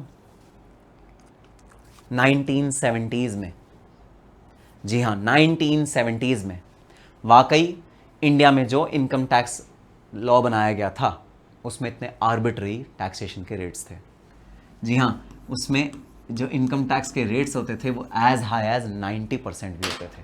जी हाँ, जो इनकम टैक्स एक्ट 1970s में बनाया गया था। क्या बात कर रहे हो सर? तो सर जो 1,00,000 रुपए कमाएगा उससे 90,000 गवर्नमेंट ऑफ इंडिया को देना? बिल्कुल जी बिल्कुल, ये प्रोविजंस थे, तभी तो ने हटाया गया। क्या गलत बात है भाई, ये क्या कर रहे हो तुम, बिल्कुल गलत चीज कर रहे हो तो तुम, तभी उन्हें हटाया गया, लॉ कमेंट किया गया, एक्ट कमेंट किया गया। देखा कि तो जाती है, जाती है भाई ये तो उन लोगों के साथ जो इनकम टैक्स सही से देना चाहते हैं। तो जो एक्ट बनता है ना, हमेशा ध्यान रखना, जो इनकम टैक्स एक्ट बनता है या जीएसटी एक्ट बनता है, वो सिटीजन से ज्यादा उनका जो भाई एक एक इम्पैक्ट होता है या जो मद्देनजर रखी जाती है चीज, वो गवर्नमेंट रखी जाती है कि गवर्नमेंट कहीं किसी तरह की मिसयूज ना करे पावर को, गवर्नमेंट कहीं इतनी हावी ना हो जाए सिटीजन्स पे कि सिटीजन्स के जो बेसिक राइट्स हैं, सिटीजन्स के जो बेसिक रिक्वायरमेंट्स हैं, उनको गवर्नमेंट अनदेखा करके अपने खजाने भर रही है, अपने ट्रेजरी भर रही है, सिटीजन्स जाए भाड़ में, ये वाला एटीट्यूड ताकि गवर्नमेंट के पास ना आए, इस वजह से बनाए जाते हैं एक्ट, इस वजह से बनाए जाते हैं लॉ। और जो लॉ हम क्लास में पढ़ने जा रहे हैं उनका भी यही मकसद है। टैक्स लेना है, हाँ लो, एक लिमिट में लो, और एक और चीज होती है टैक्सेशन, डबल टैक्सेशन मत कर देना, डबल टैक्सेशन मत कर देना। मान लो 1,00,000 रुपए की इनकम है, उस पर किसी बंदे ने 30,000 रुपीज का टैक्स दे दिया, अब तुम दोबारा उस बंदे से कहते हो ला 30,000 का और दे दे जरा, इसे बोलते हैं डबल टैक्सेशन। डबल टैक्सेशन ना कर देना। Double taxation is prohibited under the Indian constitution. Indian constitution में डबल टैक्सेशन जो है वो प्रोहिबिटेड है। Double taxation is not permissible under Indian constitution. Double taxation allowed नहीं है इंडिया के कॉन्स्टिट्यूशन में। सो डबल टैक्सेशन इज प्रोहिबिटेड। तो इस तरह के बहुत सारे प्रिंसिपल्स हैं जो टैक्सेशन में फॉलो करते हैं, जिसकी वजह से एक्ट बनता है। तो ये चैट बॉक्स में जरा बता दो, चैट बॉक्स में लिख के बता दो कि जो एक्ट बनेगा, चैट बॉक्स में जरा बता दो जो एक्ट बनेगा वो किसके लिए बनेगा, किसको रोकने के लिए बनेगा, सिटीजन्स को रोकने के लिए बनेगा या फिर वो बनेगा गवर्नमेंट को कंट्रोल करने के लिए, किसको कंट्रोल करने के लिए बनेगा, जरा चैट बॉक्स में बता दो किसको कंट्रोल करने के लिए एक्ट बनेगा। चैट बॉक्स में जरा बता दो, 1 मिनट देना बस मुझे।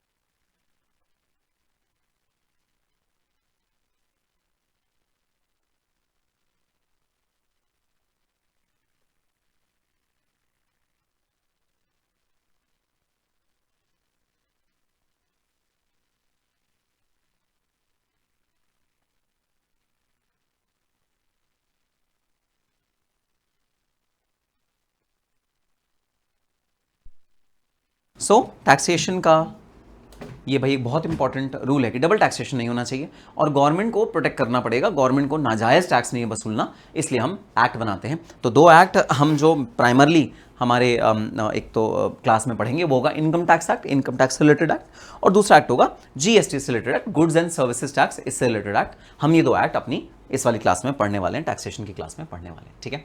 सो what is the basic reasons to impose tax? Tax impose करने के बेसिक रीजंस क्या हैं? To provide basic facilities for every citizen of the country. अब देखो ये जो मैं काम कर रहा हूं ये तुम्हें भी अपनी बुक में करना है, और ये सिर्फ टैक्सेशन के लिए नहीं, हर सब्जेक्ट के लिए। जब तुम कोई भी चीज़ रीड कर रहे हो, स्पेशली थ्योरेटिकल पोर्शन, तो उसके जो इंपॉर्टेंट वर्ड्स हैं वो तुम्हें हाईलाइट करने पड़ेंगे ताकि तुम्हें याद रहे एग्जाम में इनको एज इट इज़ लिखना है। तो पूरी लैंग्वेज नहीं लिखनी होती कभी भी, बट जो इंपॉर्टेंट वर्ड्स हैं उनको लिखना होता है, अपनी लैंग्वेज में उन्हें पिरोना होता है। ऐसा आपको करना पड़ेगा जब भी आप एग्जाम में अपना आंसर लिखोगे, ठीक है। सो मैंने हाईलाइट कर दिया, to provide basic facilities for every citizen of the country, whatever money is receive by the government from taxation is spend by it for welfare of the citizens. Idea क्या है भाई, जो पैसा कमा रहे हो सिटीजन्स के welfare के लिए लगा दो, simple. Like health care, electricity, roads, education, free house, water supply, etcetera etcetera etcetera, ठीक है। टू फाइनेंस वे मल्टीपल गवर्नमेंट्स को फाइनेंस चाहिए भाई।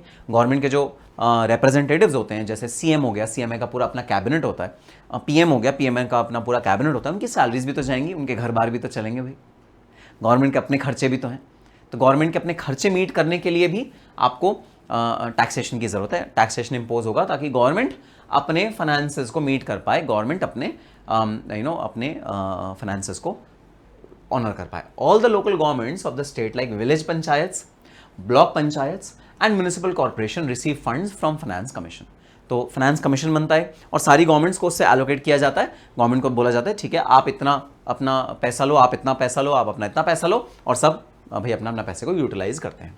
Protection of the life, the tax payers receive protection of life and wealth from government in case of external aggression, internal armed rebellion और other situation. तो कोई अगर पड़ोसी मुल्क हम पे धावा बोल दे, ठीक है, पड़ोसी मुल्क कोई हम पे कूच कर दे, लड़ाई झगड़ा हो जाए, किसी तरह के वॉर हो जाए, तो उसमें भी गवर्नमेंट हमें प्रोटेक्ट करती है। तो जो वहाँ पर आर्मी मेंटेन करती है गवर्नमेंट ऑफ इंडिया, जो आर्मी में फंड्स लगते हैं, गन चाहिए, बारूद चाहिए, टैंकर्स चाहिए, लोगों की सैलरी देनी है, वो सब भी गवर्नमेंट भाई हमारी जो टैक्स होता है उसी से फंड करती है। तो गवर्नमेंट के जितने भी प्रोटेक्शन ऑफ लाइफ के, protection of life of the citizens के भाई एम्स होते हैं, वो भी इस चीज़ से पूरे होते हैं, ठीक है। ठीक है सर, बात समझ में। चलो अब बात करते हैं अपने दो टाइप के टैक्सेशन की। अब तक मैं सिर्फ जिक्र कर रहा था, अब तक मैंने आपको बताया नहीं था दोनों का डिफरेंस क्या है। अच्छा ठीक है, ये वही देखो अब मैंने किया है, बड़ा सिंपल सी बात है। जो हमारा टैक्सेशन का पर्पस है, वो टैक्सेशन का पर्पस मैंने चार्ट में भी लिख दिया, आपकी बुक में भी लिखा है, ठीक है। बुक से आपको रीड करना है, बुक से आपको पूरा रीड करना है, और जब आपका एग्जामिनेशन होगा उससे पहले जब आपको याद करना है तो वो इस तरह याद करना है। चार्ट्स में हम एक एक कॉन्सेप्ट को अपना कन्वर्ट करते जाएंगे, तो आपको जो याद करना है ना उस समय जब भाई एग्जाम आएगा तो चार्ट से आपको बड़ी इजीली याद हो जाएगा। चार्ट का यही पर्पस है, ठीक है। So what is taxation for? Primary source of revenue of government of India. India की गवर्नमेंट का प्राइमरी सोर्स ऑफ रेवेन्यू है अपने खर्चे करने के लिए।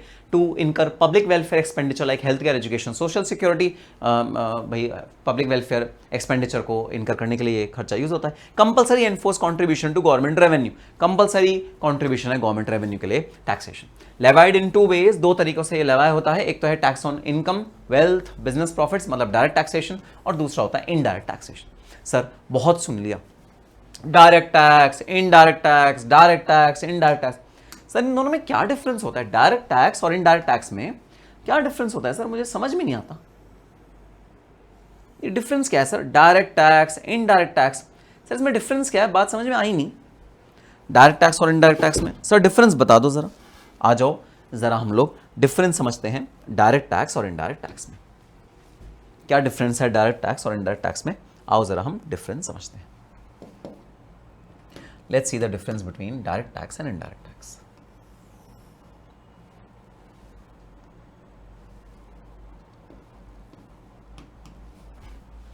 ओके, आओ सबसे पहले तुम्हें डायरेक्ट टैक्स का एग्जांपल दूंगा, फिर तुमको इनडायरेक्ट टैक्स का एग्जांपल दूंगा, और दोनों में डिफरेंस समझाऊंगा, दोनों में डिफरेंस क्या होता है। और हम जो अपने सिलेबस में पढ़ने वाले हैं वो दोनों हम क्या क्या पढ़ने वाले हैं वो भी चीज़ आपको डिटेल में मैं समझाऊंगा। ठीक है, सबसे पहले देखते हैं what is the difference between direct tax and indirect tax, दोनों में डिफरेंस क्या है।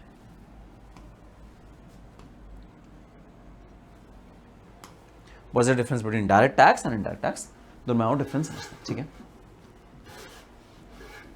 अब भाई ये बता दो चैट बॉक्स में, सीएम में बनने के बाद तुम्हें पैकेज कितने का चाहिए, तुम्हारा पैकेज कितने का, जितने भी बच्चे हैं सब बता दो जरा, मेघा, तेजस्विनी, बादल, मयंक, जितने भी बच्चे हैं ज़रा बता दो सीएम में क्लियर होने के बाद तुम्हारे को पैकेज कितना चाहिए, कि सर हमको ना इतने रुपए का पैकेज चाहिए, ये बता दो ज़रा चैट बॉक्स में, पैकेज कितने का चाहिए सीएम में क्वालिफाई करने के बाद। चलो मैं एज्यूम करता हूँ कि तुम्हारा जो सैलरी पैकेज है सीएम में क्वालिफाई करने के बाद वो कितना है, 12 लाख रुपए।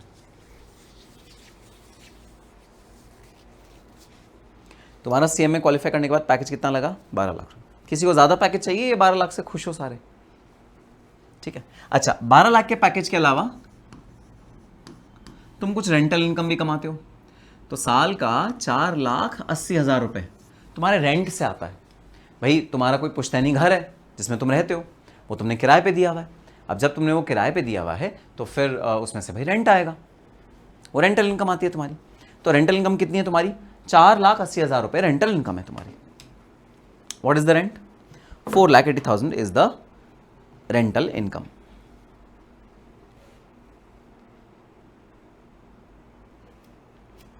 रेंटल इनकम कितनी है, 4,80,000 रुपए। ठीक है, अब हुआ ये कि तुम सैलरी के अलावा कुछ पार्ट टाइम भाई बिजनेस भी करते हो। वो पार्ट टाइम बिजनेस तुम्हारा है, मैं एक नाम लिख रहा हूं, बाद में डिटेल में बताऊंगा, PGBP, profits and gains of business and profession.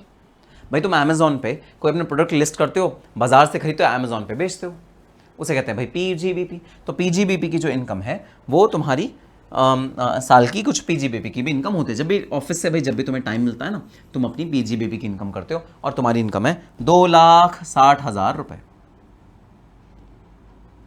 ये है भाई तुम्हारी इनकम। ठीक है, तो तुम्हारी पूरे साल की टोटल इनकम कितनी हो गई, टोटल करके बताओ जरा, पूरे साल की टोटल इनकम कितनी हो गई?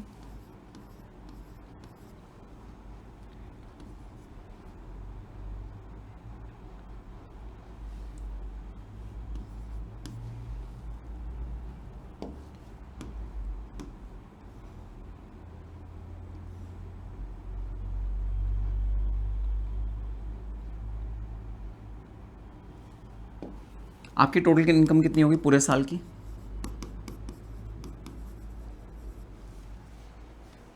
बताओ जरा, टोटल इनकम कितनी होगी? 19,40,000।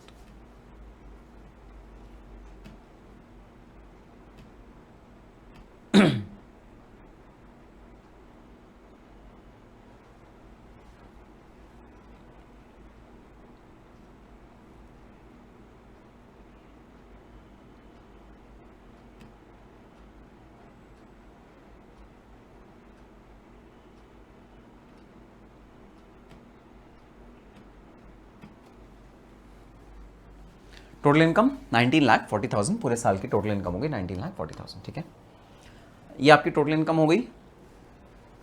अब गवर्नमेंट ऑफ इंडिया को खबर लग गई भाई, अरे वाह यार बड़ा अमीर आदमी है। तो गवर्नमेंट ऑफ इंडिया ने कहा भाई तुम तो इनकम कमा रहे हो 19,40,000 साल की, वाह वाह वाह वाह, बहुत अच्छी इनकम है तो तुम्हारी। तो तुम हो मिस्टर ए।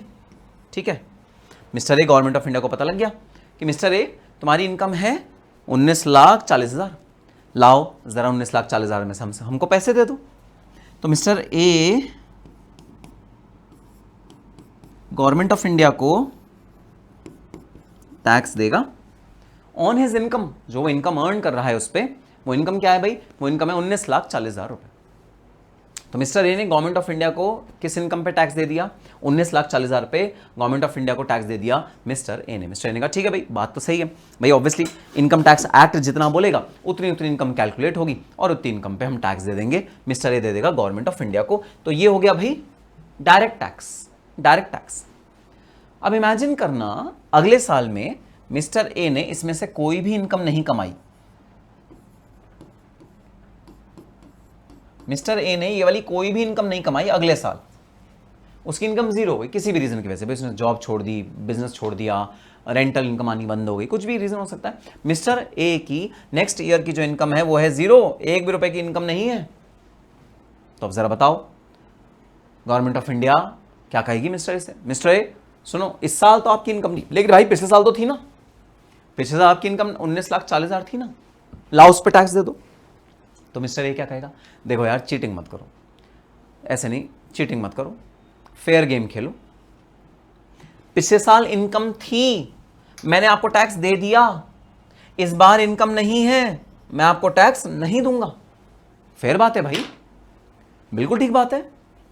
पिछले साल इनकम थी, मैंने आपको टैक्स दे दिया, इस साल इनकम नहीं है, मैं आपको टैक्स नहीं दूंगा। फेयर बात है, बिल्कुल ठीक बात है, ऐसा ही होना चाहिए, बिल्कुल ठीक बात है भाई। तो जो डायरेक्ट टैक्स है उसका एक बड़ा स्पेशल फीचर होता है, वो फीचर ये होता है कि जिसकी जितनी इनकम उतना उसका टैक्स बनता है। अगर किसी की इनकम कम तो उसका टैक्स बनेगा कम, अगर किसी की इनकम ज्यादा उसका टैक्स बनेगा ज्यादा, और अगर किसी की इनकम 0 तो उसका टैक्स 1 भी रुपए का नहीं बनेगा, 1 भी रुपए का उसका टैक्स नहीं बनेगा अगर उसकी इनकम जो है वो है 0। तो जो इनकम टैक्स या डायरेक्ट टैक्स होता है वो आपकी इनकम पे निर्भर होता है, वो आपकी इनकम पे डिपेंडेंट होता है। वो इनकम होगी तो टैक्स होगा, इनकम नहीं होगी तो टैक्स नहीं होगा। बात समझ में आ गई? ठीक है। अब आ जाओ इनडायरेक्ट टैक्स में। इनडायरेक्ट टैक्स की क्या कहानी है भाई? इनडायरेक्ट टैक्स की ये कहानी है कि मिस्टर ए वापस आ गए, ठीक है।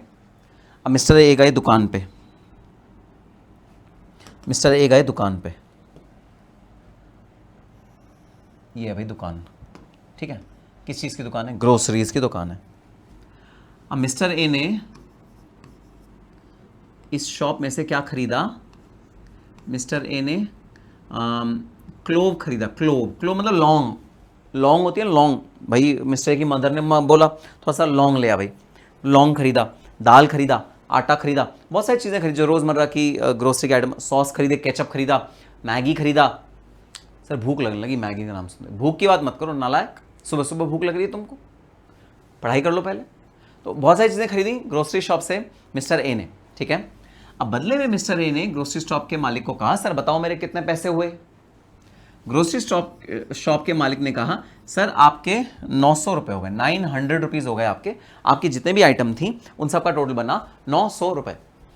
अब मिस्टर ए वो 900 रुपये शॉपकीपर को देने ही वाला था कि मिस्टर शॉपकीपर ने बोला सुनो मिस्टर ए, मुझे 900 रुपये नहीं चाहिए, मुझे ना 900 रुपये में ऐड कर दो 45 रुपये, मुझे 45 रुपये फालतू चाहिए। मिस्टर ए गुस्सा हो गया। मिस्टर ने कहा ये क्या बात कर रहे हो यार, ये तो अजीब चोरी मचा रखी है तुमने, ये धांधलेबाजी कर रखी है, ये क्या मजाक बना रखा है, फ्रॉड कर रहे हो तुम हमारे साथ, चोरी कर रहे हो हमारे साथ। 900 रुपये का माल बना, 900 रुपये लो, 945 रुपये कहां से मिल जाएंगे? क्या कर रहे हो ये? अभी हम पुलिस को बुला के लाते हैं, रुक जाओ, अभी पुलिस को बुला के लाते हैं, ऐसे नहीं मानोगे तुम, हम पुलिस केस कर रहे हैं तुम्हारे पे। अरे ये क्या मतलब है, मैंने कितने रुपए का माल लिया तुमसे? 900 रुपए का, 900 रुपए लो हमसे, 945 कहां से बन गया? शॉपकीपर ने कहा शांत शांत गदाधारी भीम शांत, ये जो 45 रुपए हैं ये हम इनडायरेक्ट टैक्स या ऐसे बोलते हैं जीएसटी, ये तुमसे रिकवर करके हम ये किसको देंगे? हम ये देंगे गवर्नमेंट ऑफ इंडिया को।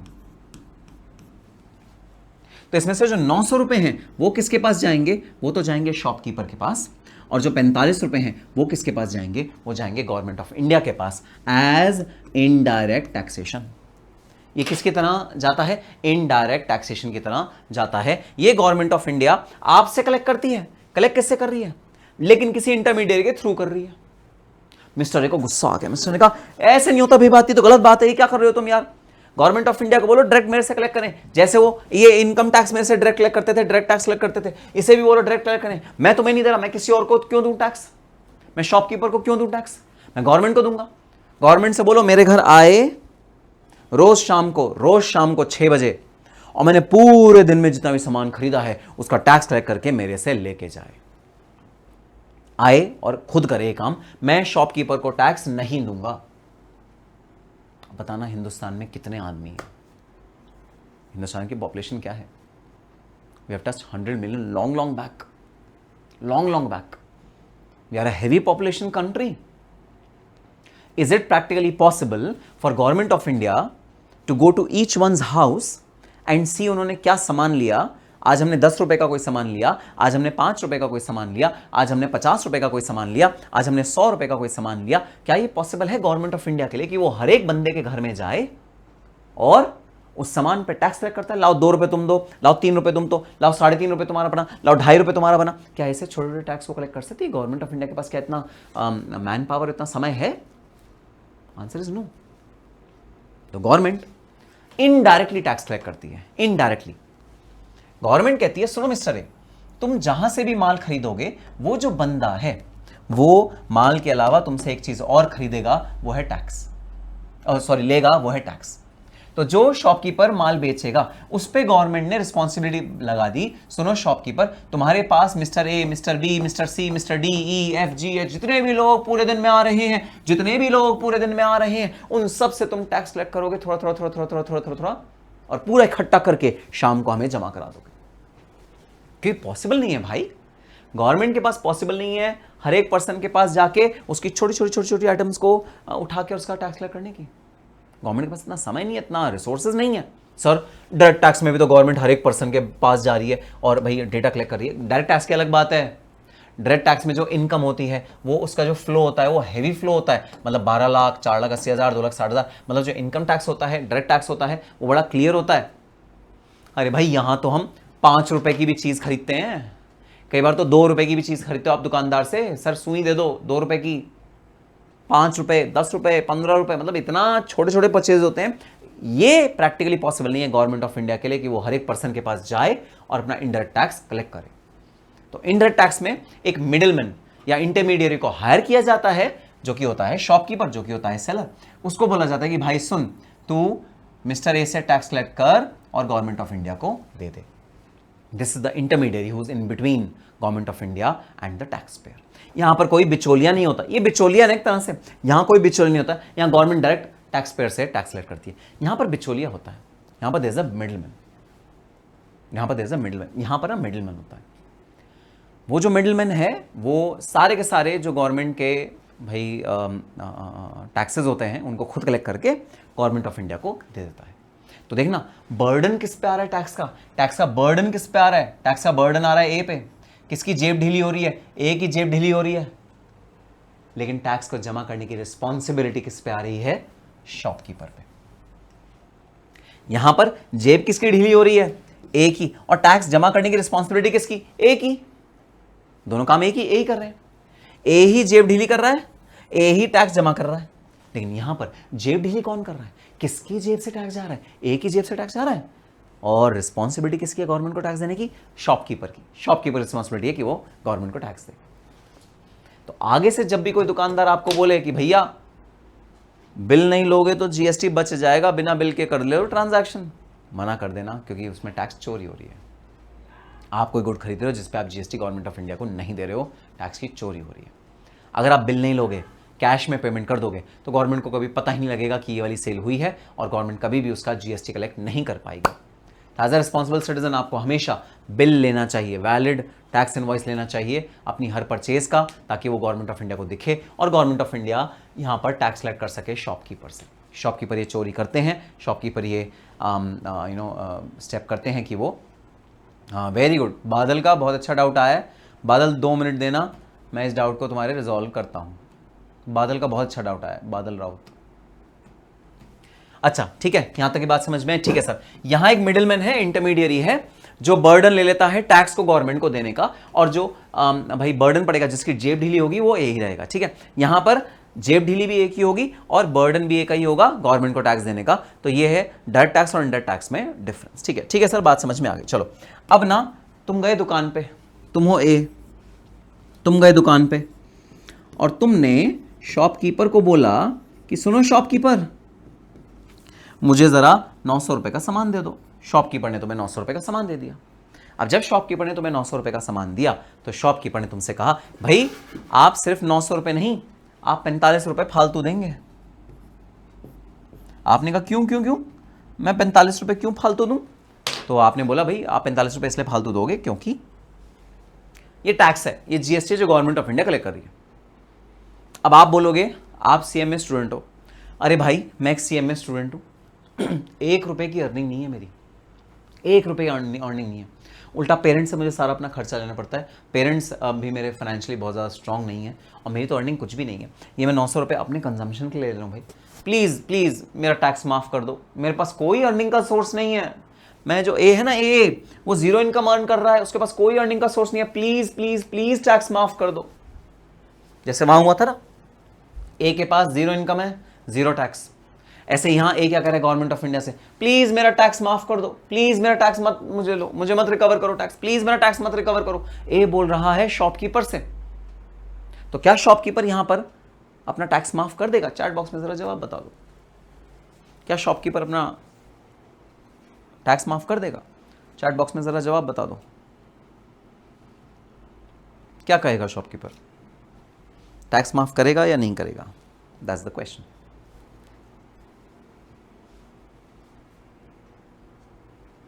क्या शॉपकीपर टैक्स माफ कर देगा? Answer is no. शॉपकीपर तो भी आपसे टैक्स लेगा ही लेगा। शॉपकीपर तो भी आपसे टैक्स 45 रुपए का लेगा ही लेगा। चलो, ना तुम्हारी ना मेरी, एक काम कर दो, क्योंकि ये बहुत गरीब है, क्योंकि ए के पास अर्निंग का कोई सोर्स नहीं है, क्योंकि ए बहुत ज्यादा फाइनेंशियली वीक पर्सन है, तो टैक्स को थोड़ा सा कम कर दो। आप टैक्स 20 रुपए का ले लो ए से प्लीज। जब कोई अमीर आदमी है उससे पूरा 45 रुपए ले लेना, लेकिन ए जो है, ए से आप थोड़ा सा कम टैक्स ले लो, 20 रुपए का टैक्स ले लो आप ए से। प्लीज इतना कर दो, प्लीज भगवान के लिए इतना कर दो कि ए से जो टैक्स लो वो 20 रुपए का ले लो। ऐसा कर दो बस, ए से जो टैक्स लो वो 20 रुपए का ले लो, दैट्स इट। क्या ये पॉसिबल है? Answer is no. अगेन ये पॉसिबल नहीं है, ये पॉसिबल नहीं है। तो इनडायरेक्ट टैक्स में एक एक आदमी के पास जाना और उससे ये असरटेन करना कि भाई उसकी इनकम ठीक है, क्योंकि बीच में एक बिचौलिया आ गया। अब इस बिचौलिया के पास यही काम बचेगा क्या भाई, कि भाई देखो वो इनकम उसकी अर्न हो रही नहीं हो रही, कमाता नहीं कमाता, और उससे भाई इनकम अर्न नहीं हो रही तो कम टैक्स लो, ज़्यादा लो। क्या शॉपकीपर के पास यही काम बचा है? पॉसिबल ही नहीं है। तो इनडायरेक्ट टैक्स में ये वाला प्रोसेस नहीं होता जो कि डायरेक्ट टैक्स में होता है। बट डायरेक्ट टैक्स में गवर्नमेंट ऑफ इंडिया और टैक्स पेयर दोनों आमने सामने खड़े होते हैं। गवर्नमेंट ऑफ इंडिया अपना डिसीजन लेता है और गवर्नमेंट ऑफ इंडिया टैक्स को माफ कर देता है। इनडायरेक्ट टैक्स में ऐसा कुछ नहीं होता। इनडायरेक्ट टैक्स में शॉपकीपर बीच में है, तो वो कंसिस्टेंटली सबसे सेम टैक्स चार्ज करेगा। ऐसा नहीं हो सकता, मान लो मैंने टूथपेस्ट लिया, ठीक है, मुझे पतंजलि का टूथपेस्ट बहुत पसंद है, मैं पतंजलि का टूथपेस्ट से रोज ब्रश करता हूँ, ठीक है। मैं पतंजलि का टूथपेस्ट लिया तो मेरा जो टैक्स लगा वो लगा 9 रुपये, ठीक है। पतंजलि जितने भी रुपए का ट्यूब थी उसके ऊपर 9 रुपये का टैक्स लगा। अगर यही पतंजलि का टूथपेस्ट अनंत अंबानी खरीदता है तो क्या ऐसा होगा कि दुकानदार करेगा, अरे सर आप तो बड़े आदमी हो, आप तो 90 रुपये का टैक्स दो? क्या ऐसा होगा? Answer is no.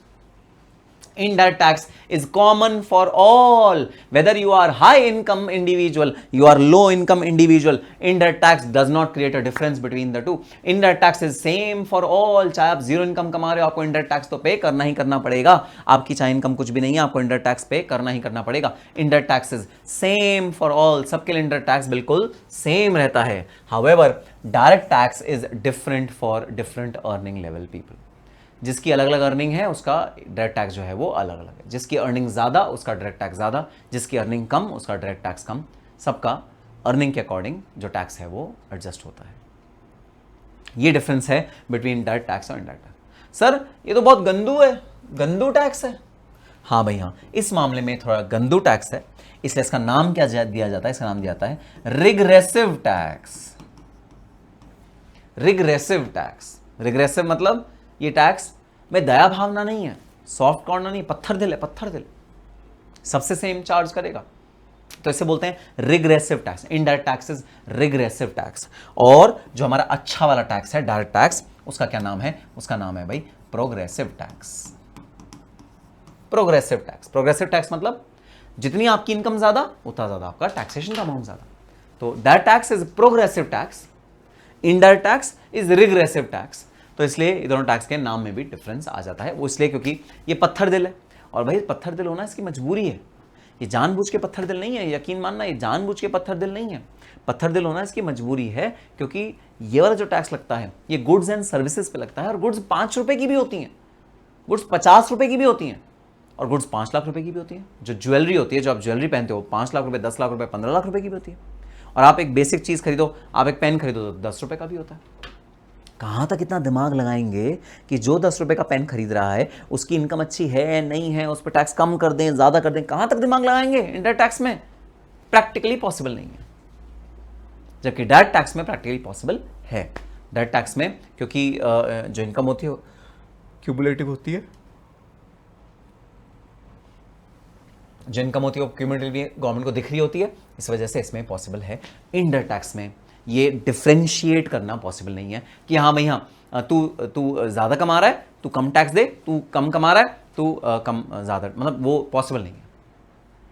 Indirect tax is a regressive tax and direct tax is a progressive tax. बताओ क्वेरी रिजॉल्व हुई? जो क्वेरी पूछी थी रिजॉल्व हुई? और क्यों ऐसा है कि इनडायरेक्ट टैक्स रिग्रेसिव है? रिग्रेसिव मतलब गंदू टैक्स है, पत्थर दिल टैक्स है, इसके अंदर ममता नहीं है, दया भावना नहीं है, सॉफ्टनेस नहीं है इसके अंदर। और जो डायरेक्ट टैक्स है वो सॉफ्ट टैक्स है, वो प्रोग्रेसिव टैक्स है। जो डायरेक्ट टैक्स है वो प्रोग्रेसिव है, जो इनडायरेक्ट टैक्स है वो रिग्रेसिव है। ये डिफरेंस है between direct tax and indirect tax, and इसी वजह से भी डायरेक्ट और इनडायरेक्ट टैक्स का जो नेचर है वो अलग अलग माना जाता है। ठीक है सर, बात समझ में आ गई? आ जाओ जरा अपनी बुक पे। अच्छा, बुक से पहले चार्ट में ही आ जाओ।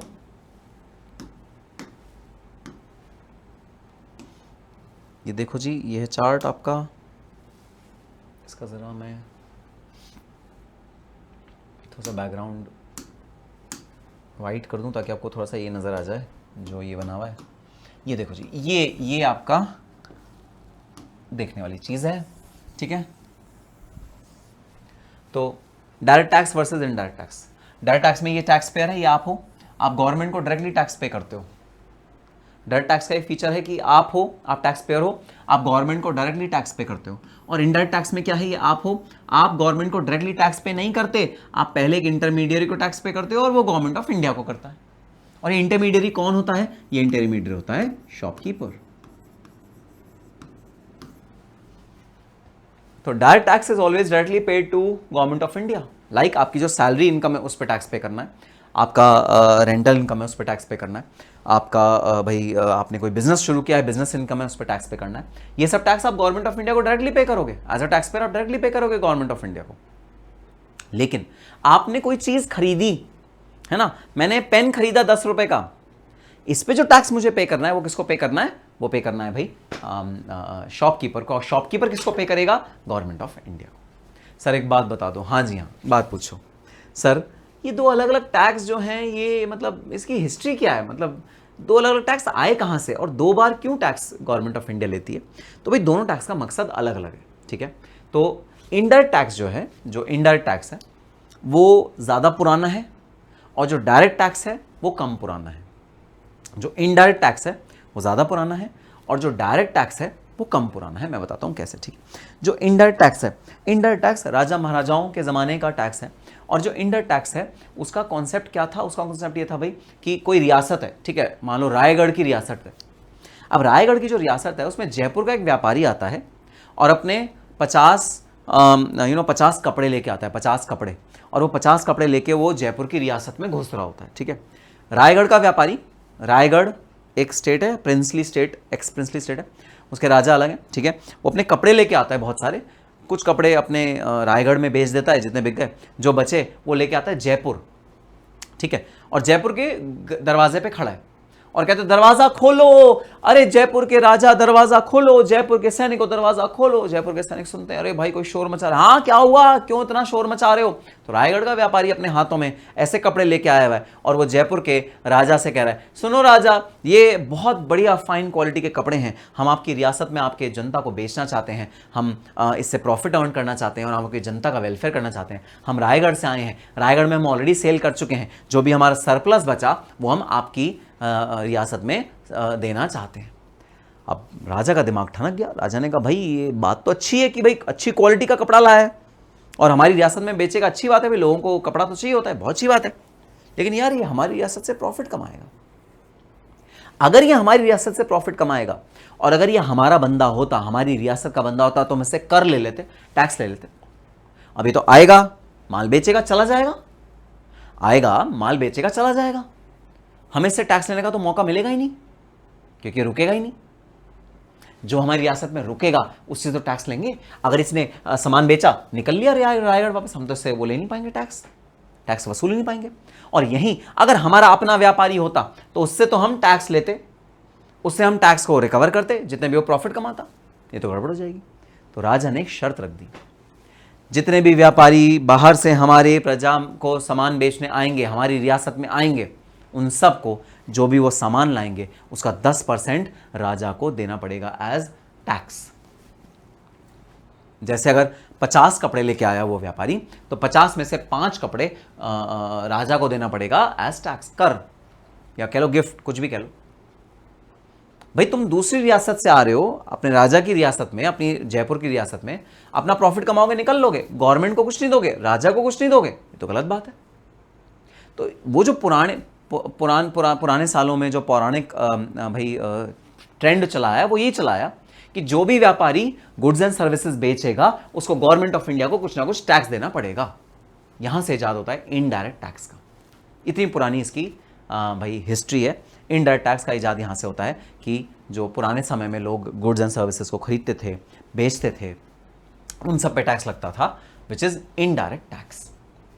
अब डायरेक्ट टैक्स का भाई कहाँ से आया? फिर डायरेक्ट टैक्स बहुत लेटर स्टेज में आया। डायरेक्ट टैक्स काफ़ी नया टैक्स है, मतलब 200-400 साल पुराना नहीं, काफ़ी पुराना, लेकिन इनडायरेक्ट टैक्स के मुकाबले नया है। पहले सिर्फ इनडायरेक्ट टैक्स होता था, जब राजा महाराजा होते थे ना, तब सिर्फ इनडायरेक्ट टैक्स होता था। डायरेक्ट टैक्स का कब से एडवेंट आया? डायरेक्ट टैक्स का तब से भाई इजाद आया जब से लोगों ने बात रियलाइज करी कि जो व्यापारी हैं, जो गुड्स को सेल या परचेज कर रहे हैं, वो तो टैक्स दे रहे हैं गवर्नमेंट ऑफ इंडिया को, लेकिन उन लोगों का क्या, जो रेंटल इनकम अर्न कर रहे हैं या जो ब्याज पे पैसा लगा के ब्याज की इनकम अर्न कर रहे हैं, तो इकोनॉमी में डिसबैलेंस आने लगा। डिसबैलेंस मतलब जो लोग गुड्स बेचते थे उनसे तो टैक्स रिकवर हो जाता था, जो गुड्स अपना भाई लेके आए एक रियासत से दूसरी रियासत, गवर्नमेंट ऑफ इंडिया उनसे टैक्स ले लेती थी। लेकिन उन लोगों का क्या, जो गुड्स नहीं बेचते थे, जो सर्विसेज देते थे, या जो ब्याज इनकम अर्न करते थे, या जो रेंटल की इनकम अर्न करते थे, या ऐसी कोई इनकम अर्न करते थे जिसमें गुड्स का कोई लेन देन नहीं होता, गुड्स दिखते ही नहीं थे, उनका क्या? तो इकोनॉमी में डिसबैलेंस आना शुरू हुआ। तो गवर्नमेंट ऑफ इंडिया को लगा नहीं भाई नहीं, जो इनडायरेक्ट टैक्स है वो तो होना ही होना चाहिए। गुड्स कोई खरीदेगा बेचेगा, सर्विसेज कोई खरीदेगा बेचेगा, उस पर तो टैक्स रिकवर होना ही होना चाहिए। इसके अलावा अगर कोई और भी इनकम आएगी किसी की, उस पर भी गवर्नमेंट ऑफ इंडिया को टैक्स लेना चाहिए, which is direct taxation. Direct taxation, तो डायरेक्ट टैक्सेशन और इनडायरेक्ट टैक्सेशन दोनों ही एक अभिन्न अंग रहे हैं इकोनॉमी के, और दोनों ही इंडियन इकोनॉमी के एक पार्ट रहे हैं, बहुत सॉलिड पार्ट रहे हैं। ठीक है सर, बात समझ में आ गया। चलो अब आओ जरा इन दोनों का डिफरेंशिएटिंग फैक्टर्स देख लेते हैं। ठीक है, एग्जाम पॉइंट ऑफ व्यू से भाई इंपॉर्टेंट है, इसको मार्क कर लेना। एग्जाम में 4 मार्क्स का क्वेश्चन पूछा जाता है, what is the difference between direct and indirect taxation. और अगर डिफरेंस समझ में आया हो तो चैट बॉक्स में लिखना यस सर। अगर डिफरेंस समझ में आया तो चैट बॉक्स में लिखना यस सर। ठीक, तो डायरेक्ट टैक्स का क्या फीचर है? Incidence and impact on tax payer. Incidence and impact on tax payer. Impact का मतलब है बर्डन, मतलब कौन बियर करेगा टैक्स, तो टैक्स बियर भी टैक्स पेयर करेगा, और टैक्स जो पे करेगा गवर्नमेंट ऑफ इंडिया को वो भी टैक्स पेयर करेगा। तो इवेंट भी टैक्स पेयर कर रहा है, इवेंट भी टैक्स पेयर का है, मतलब जो पे कर रहा है, जो बर्डन बियर कर रहा है वो भी टैक्स पेयर है, और जिसकी जेब ढीली हो रही है वो भी टैक्स पेयर है। तो दोनों एक ही पर्सन कर रहा है, जो पे कर रहा है, जो इवेंट मतलब जो पे कर रहा है, इंसिडेंस मतलब किसको पे करना है, तो पे जो कर रहा है वो भी सेम पर्सन है, और जिसके ऊपर बर्डन आ रहा है वो भी सेम पर्सन है, वो भी टैक्स पेयर है, कोई तीसरा पर्सन नहीं है। ठीक है sir. Levied on income, income पे लेवाई किया जाता है, तो अगर आपकी इनकम ज्यादा, टैक्स ज्यादा, इनकम कम, टैक्स कम, लाइक इनकम टैक्स। ठीक है। प्रोग्रेसिव इन नेचर, प्रोग्रेसिव मतलब higher tax for higher income.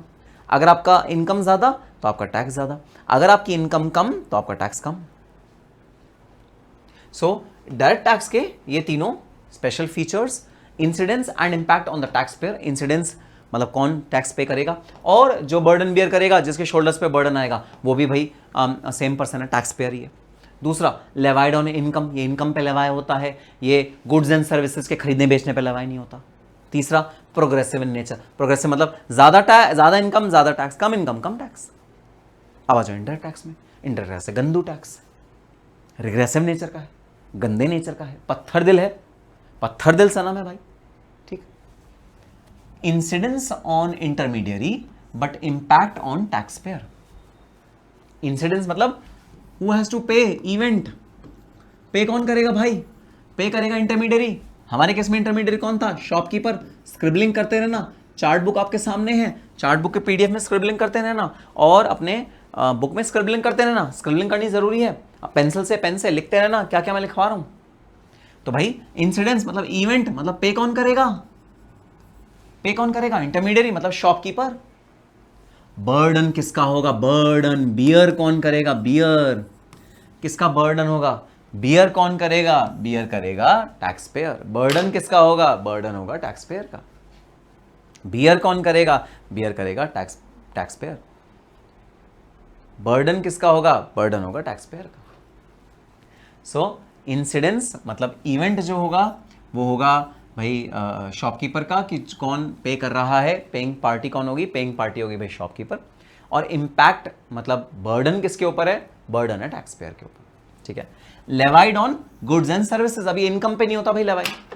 जो भी गुड्स एंड सर्विसेज बेचा है, जैसे बाहर की रियासत से कोई बेचने आया सामान हमारी रियासत में, उसको भाई गुड्स एंड सर्विसेज के बेचने पे करना पड़ रहा है। उसको प्रॉफिट हो लॉस हो, इससे गवर्नमेंट का कोई मतलब नहीं है।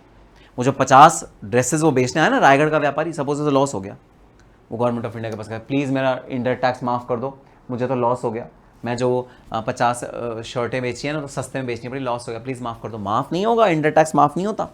इंडायरेक्ट टैक्स अगर आपने गुड्स बेचा है, 5 गुड्स आपको गवर्नमेंट ऑफ इंडिया को देने पड़ेंगे, टैक्स माफ नहीं हो सकता। Indirect tax is always levied on goods and services and not on income, क्योंकि अगर इनकम पे होगा तो जीरो इनकम मतलब जीरो टैक्स। यहां ऐसा हो नहीं सकता। अगर आप गुड्स एंड सर्विसेज में डीलिंग करते हो, उसको सप्लाई करते हो, तो आपको टैक्स पे करना ही करना पड़ेगा। एग्जाम्पल है जीएसटी, कस्टम ड्यूटी एटसेट्रा।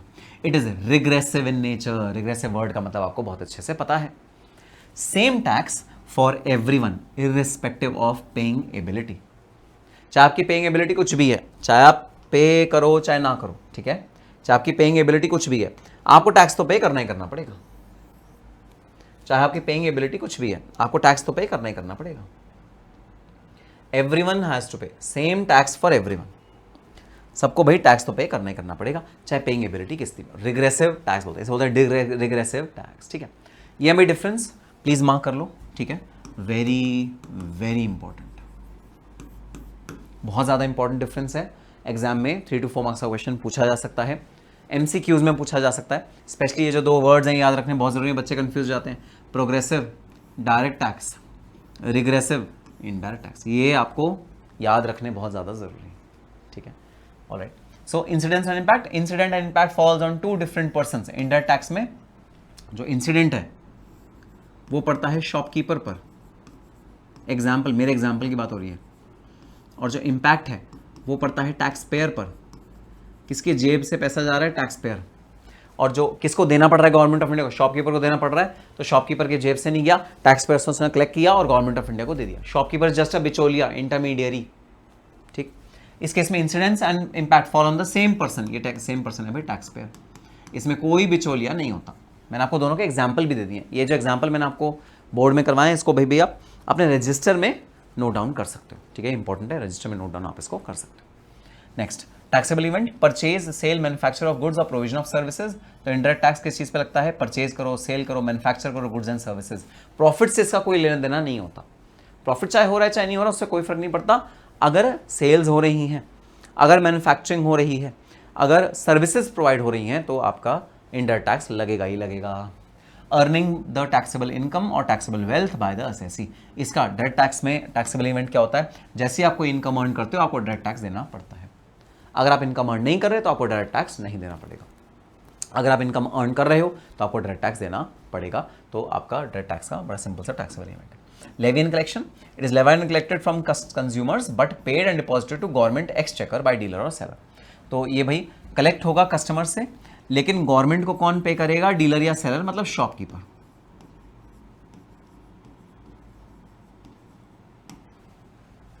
ठीक है। तो लेवी एंड कलेक्शन, ये कलेक्ट किससे होगा? लेवी किस पे होगा? कंज्यूमर पे होगा। तो इसको पे और डिपॉजिट गवर्नमेंट को कौन करेगा? डीलर करेगा। लेकिन ये कलेक्ट किससे होगा? कलेक्ट होगा ये कस्टमर से। इस पे इसको भाई मतलब डिपॉजिट कौन करेगा? डीलर करेगा। दो लोग इन्वॉल्व होंगे, टैक्स पेयर जो डीलर को पे करेगा, मतलब शॉपकीपर को पे करेगा, और शॉपकीपर गवर्नमेंट ऑफ इंडिया को पे करेगा इनडायरेक्ट टैक्स के केस में। It is regressive in nature, मतलब ऑल पर्सन, अंडरलाइन करना, all person will bear equal burden of tax और services consume by them irrespective of their ability to pay, चाहे उनकी एबिलिटी है या नहीं है, ठीक है। और एक और चीज लिख लो, irrespective of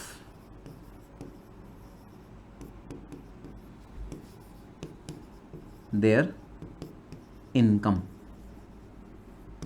irrespective of their income, irrespective of their ability to pay, irrespective of their income, पे करना पड़ेगा टैक्स। तो जो नेचर है इसका रिग्रेसिव नेचर है, भाई चाहे पेमेंट की कैपेसिटी है या नहीं है, चाहे इनकम आपकी अच्छी है या नहीं है, आपको जीएसटी तो पे करना ही करना पड़ेगा गुड्स पे। जबकि जो डायरेक्ट टैक्स होता है प्रोग्रेसिव होता है in nature, higher tax levied on person earning higher income and vice versa.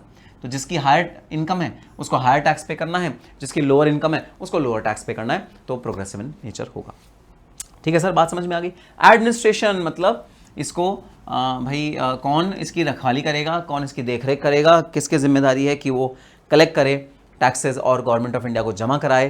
Government of India का कौन सा महकमा होगा जो लोगों को बोलेगा कि भाई आओ टैक्स अपना हमें जमा करो। तो अब ऐसा तो नहीं हो सकता ना, जो प्राइम मिनिस्टर, हम सीधा प्राइम मिनिस्टर के पास जाए, या फाइनेंस मिनिस्टर है, हम सीधा फाइनेंस मिनिस्टर को कहें लो फाइनेंस मिनिस्टर अपना जीएसटी ले लो, लो फाइनेंस मिनिस्टर अपना इनकम टैक्स ले लो, ऐसा तो नहीं हो सकता ना। तो फाइनेंस मिनिस्ट्री के अंडर दो विंग्स बनाए जाते हैं फाइनेंस मिनिस्ट्री के अंदर। एक विंग है CBIC, central board of indirect tax and customs, ये फाइनेंस मिनिस्ट्री के दो लेग्स हैं, ठीक है। और दूसरा है CBDT, central board of direct taxes. तो डायरेक्ट टैक्स वाला बोर्ड डायरेक्ट टैक्स कलेक्ट करने में भाई अपना भूमिका निभाएगा, और जो CBIC है वो इंडायरेक्ट टैक्स कलेक्ट करने में अपनी भूमिका निभाएगा। डिपेंडिंग अपॉन आप डायरेक्ट टैक्स दे रहे हो तो आप कहाँ दोगे, आप CBDT के पास दोगे, और अगर इंडायरेक्ट टैक्स दे रहे हो तो कहाँ दोगे, आप CBIC के पास दे रहे हो, central board of indirect tax and customs, ठीक है। Department of revenue, ministry of finance and government of India. Example क्या है भाई इंडायरेक्ट टैक्स के, GST, excise duty on selected products and custom duty etcetera. तो इंडायरेक्ट टैक्स ये सारे type के इंडायरेक्ट टैक्स होते हैं। और भाई डायरेक्ट टैक्स के क्या एग्जाम्पल्स हैं, इनकम टैक्स, इक्वलाइजेशन लेवी, वैसे तो अब स्क्रैप हो गया, बहुत लिमिटेड बचा है, but income tax, wealth tax, ये सब हमारे डायरेक्ट टैक्स के एग्जाम्पल्स हैं। और हमारे सिलेबस में ये भी है, ये भी है, दोनों करने हैं। अरे सर फंसा दिया, बड़ा मुश्किल हो गया, दोनों करने हैं। हाँ जी हाँ, दोनों करने हैं। 50 नंबर का डायरेक्ट टैक्स, 50 नंबर का इंडायरेक्ट टैक्स, दोनों हमारे सिलेबस में है, और दोनों को हमें डिटेल में कवर करना है अपनी इन क्लासेस में। ठीक है सर, बात समझ में, अब बात समझ में आई मैं क्यों कह रहा था कि जो टैक्सेशन है वो लेंदी है, मुश्किल नहीं है। बच्चे लेंदी की वजह से फंस जाते हैं, टाइम देते नहीं है टैक्सेशन को, फिर टैक्सेशन उनसे रूठ जाता है। जब टैक्सेशन उनसे रूठ जाता है तो कहते हैं टैक्सेशन डिफिकल्ट है। अरे भाई टैक्सेशन डिफिकल्ट नहीं है, लेंदी है, उसको टाइम बहुत ज़्यादा देना पड़ता है टैक्सेशन, ये इंपॉर्टेंट है बस। तो टाइम दो एडिक्वेट टैक्सेशन को, टैक्सेशन आपके टिप्स पे हो जाएगा। ठीक है सर, बात समझ में आ गई। See, this is the difference between direct tax and indirect taxation.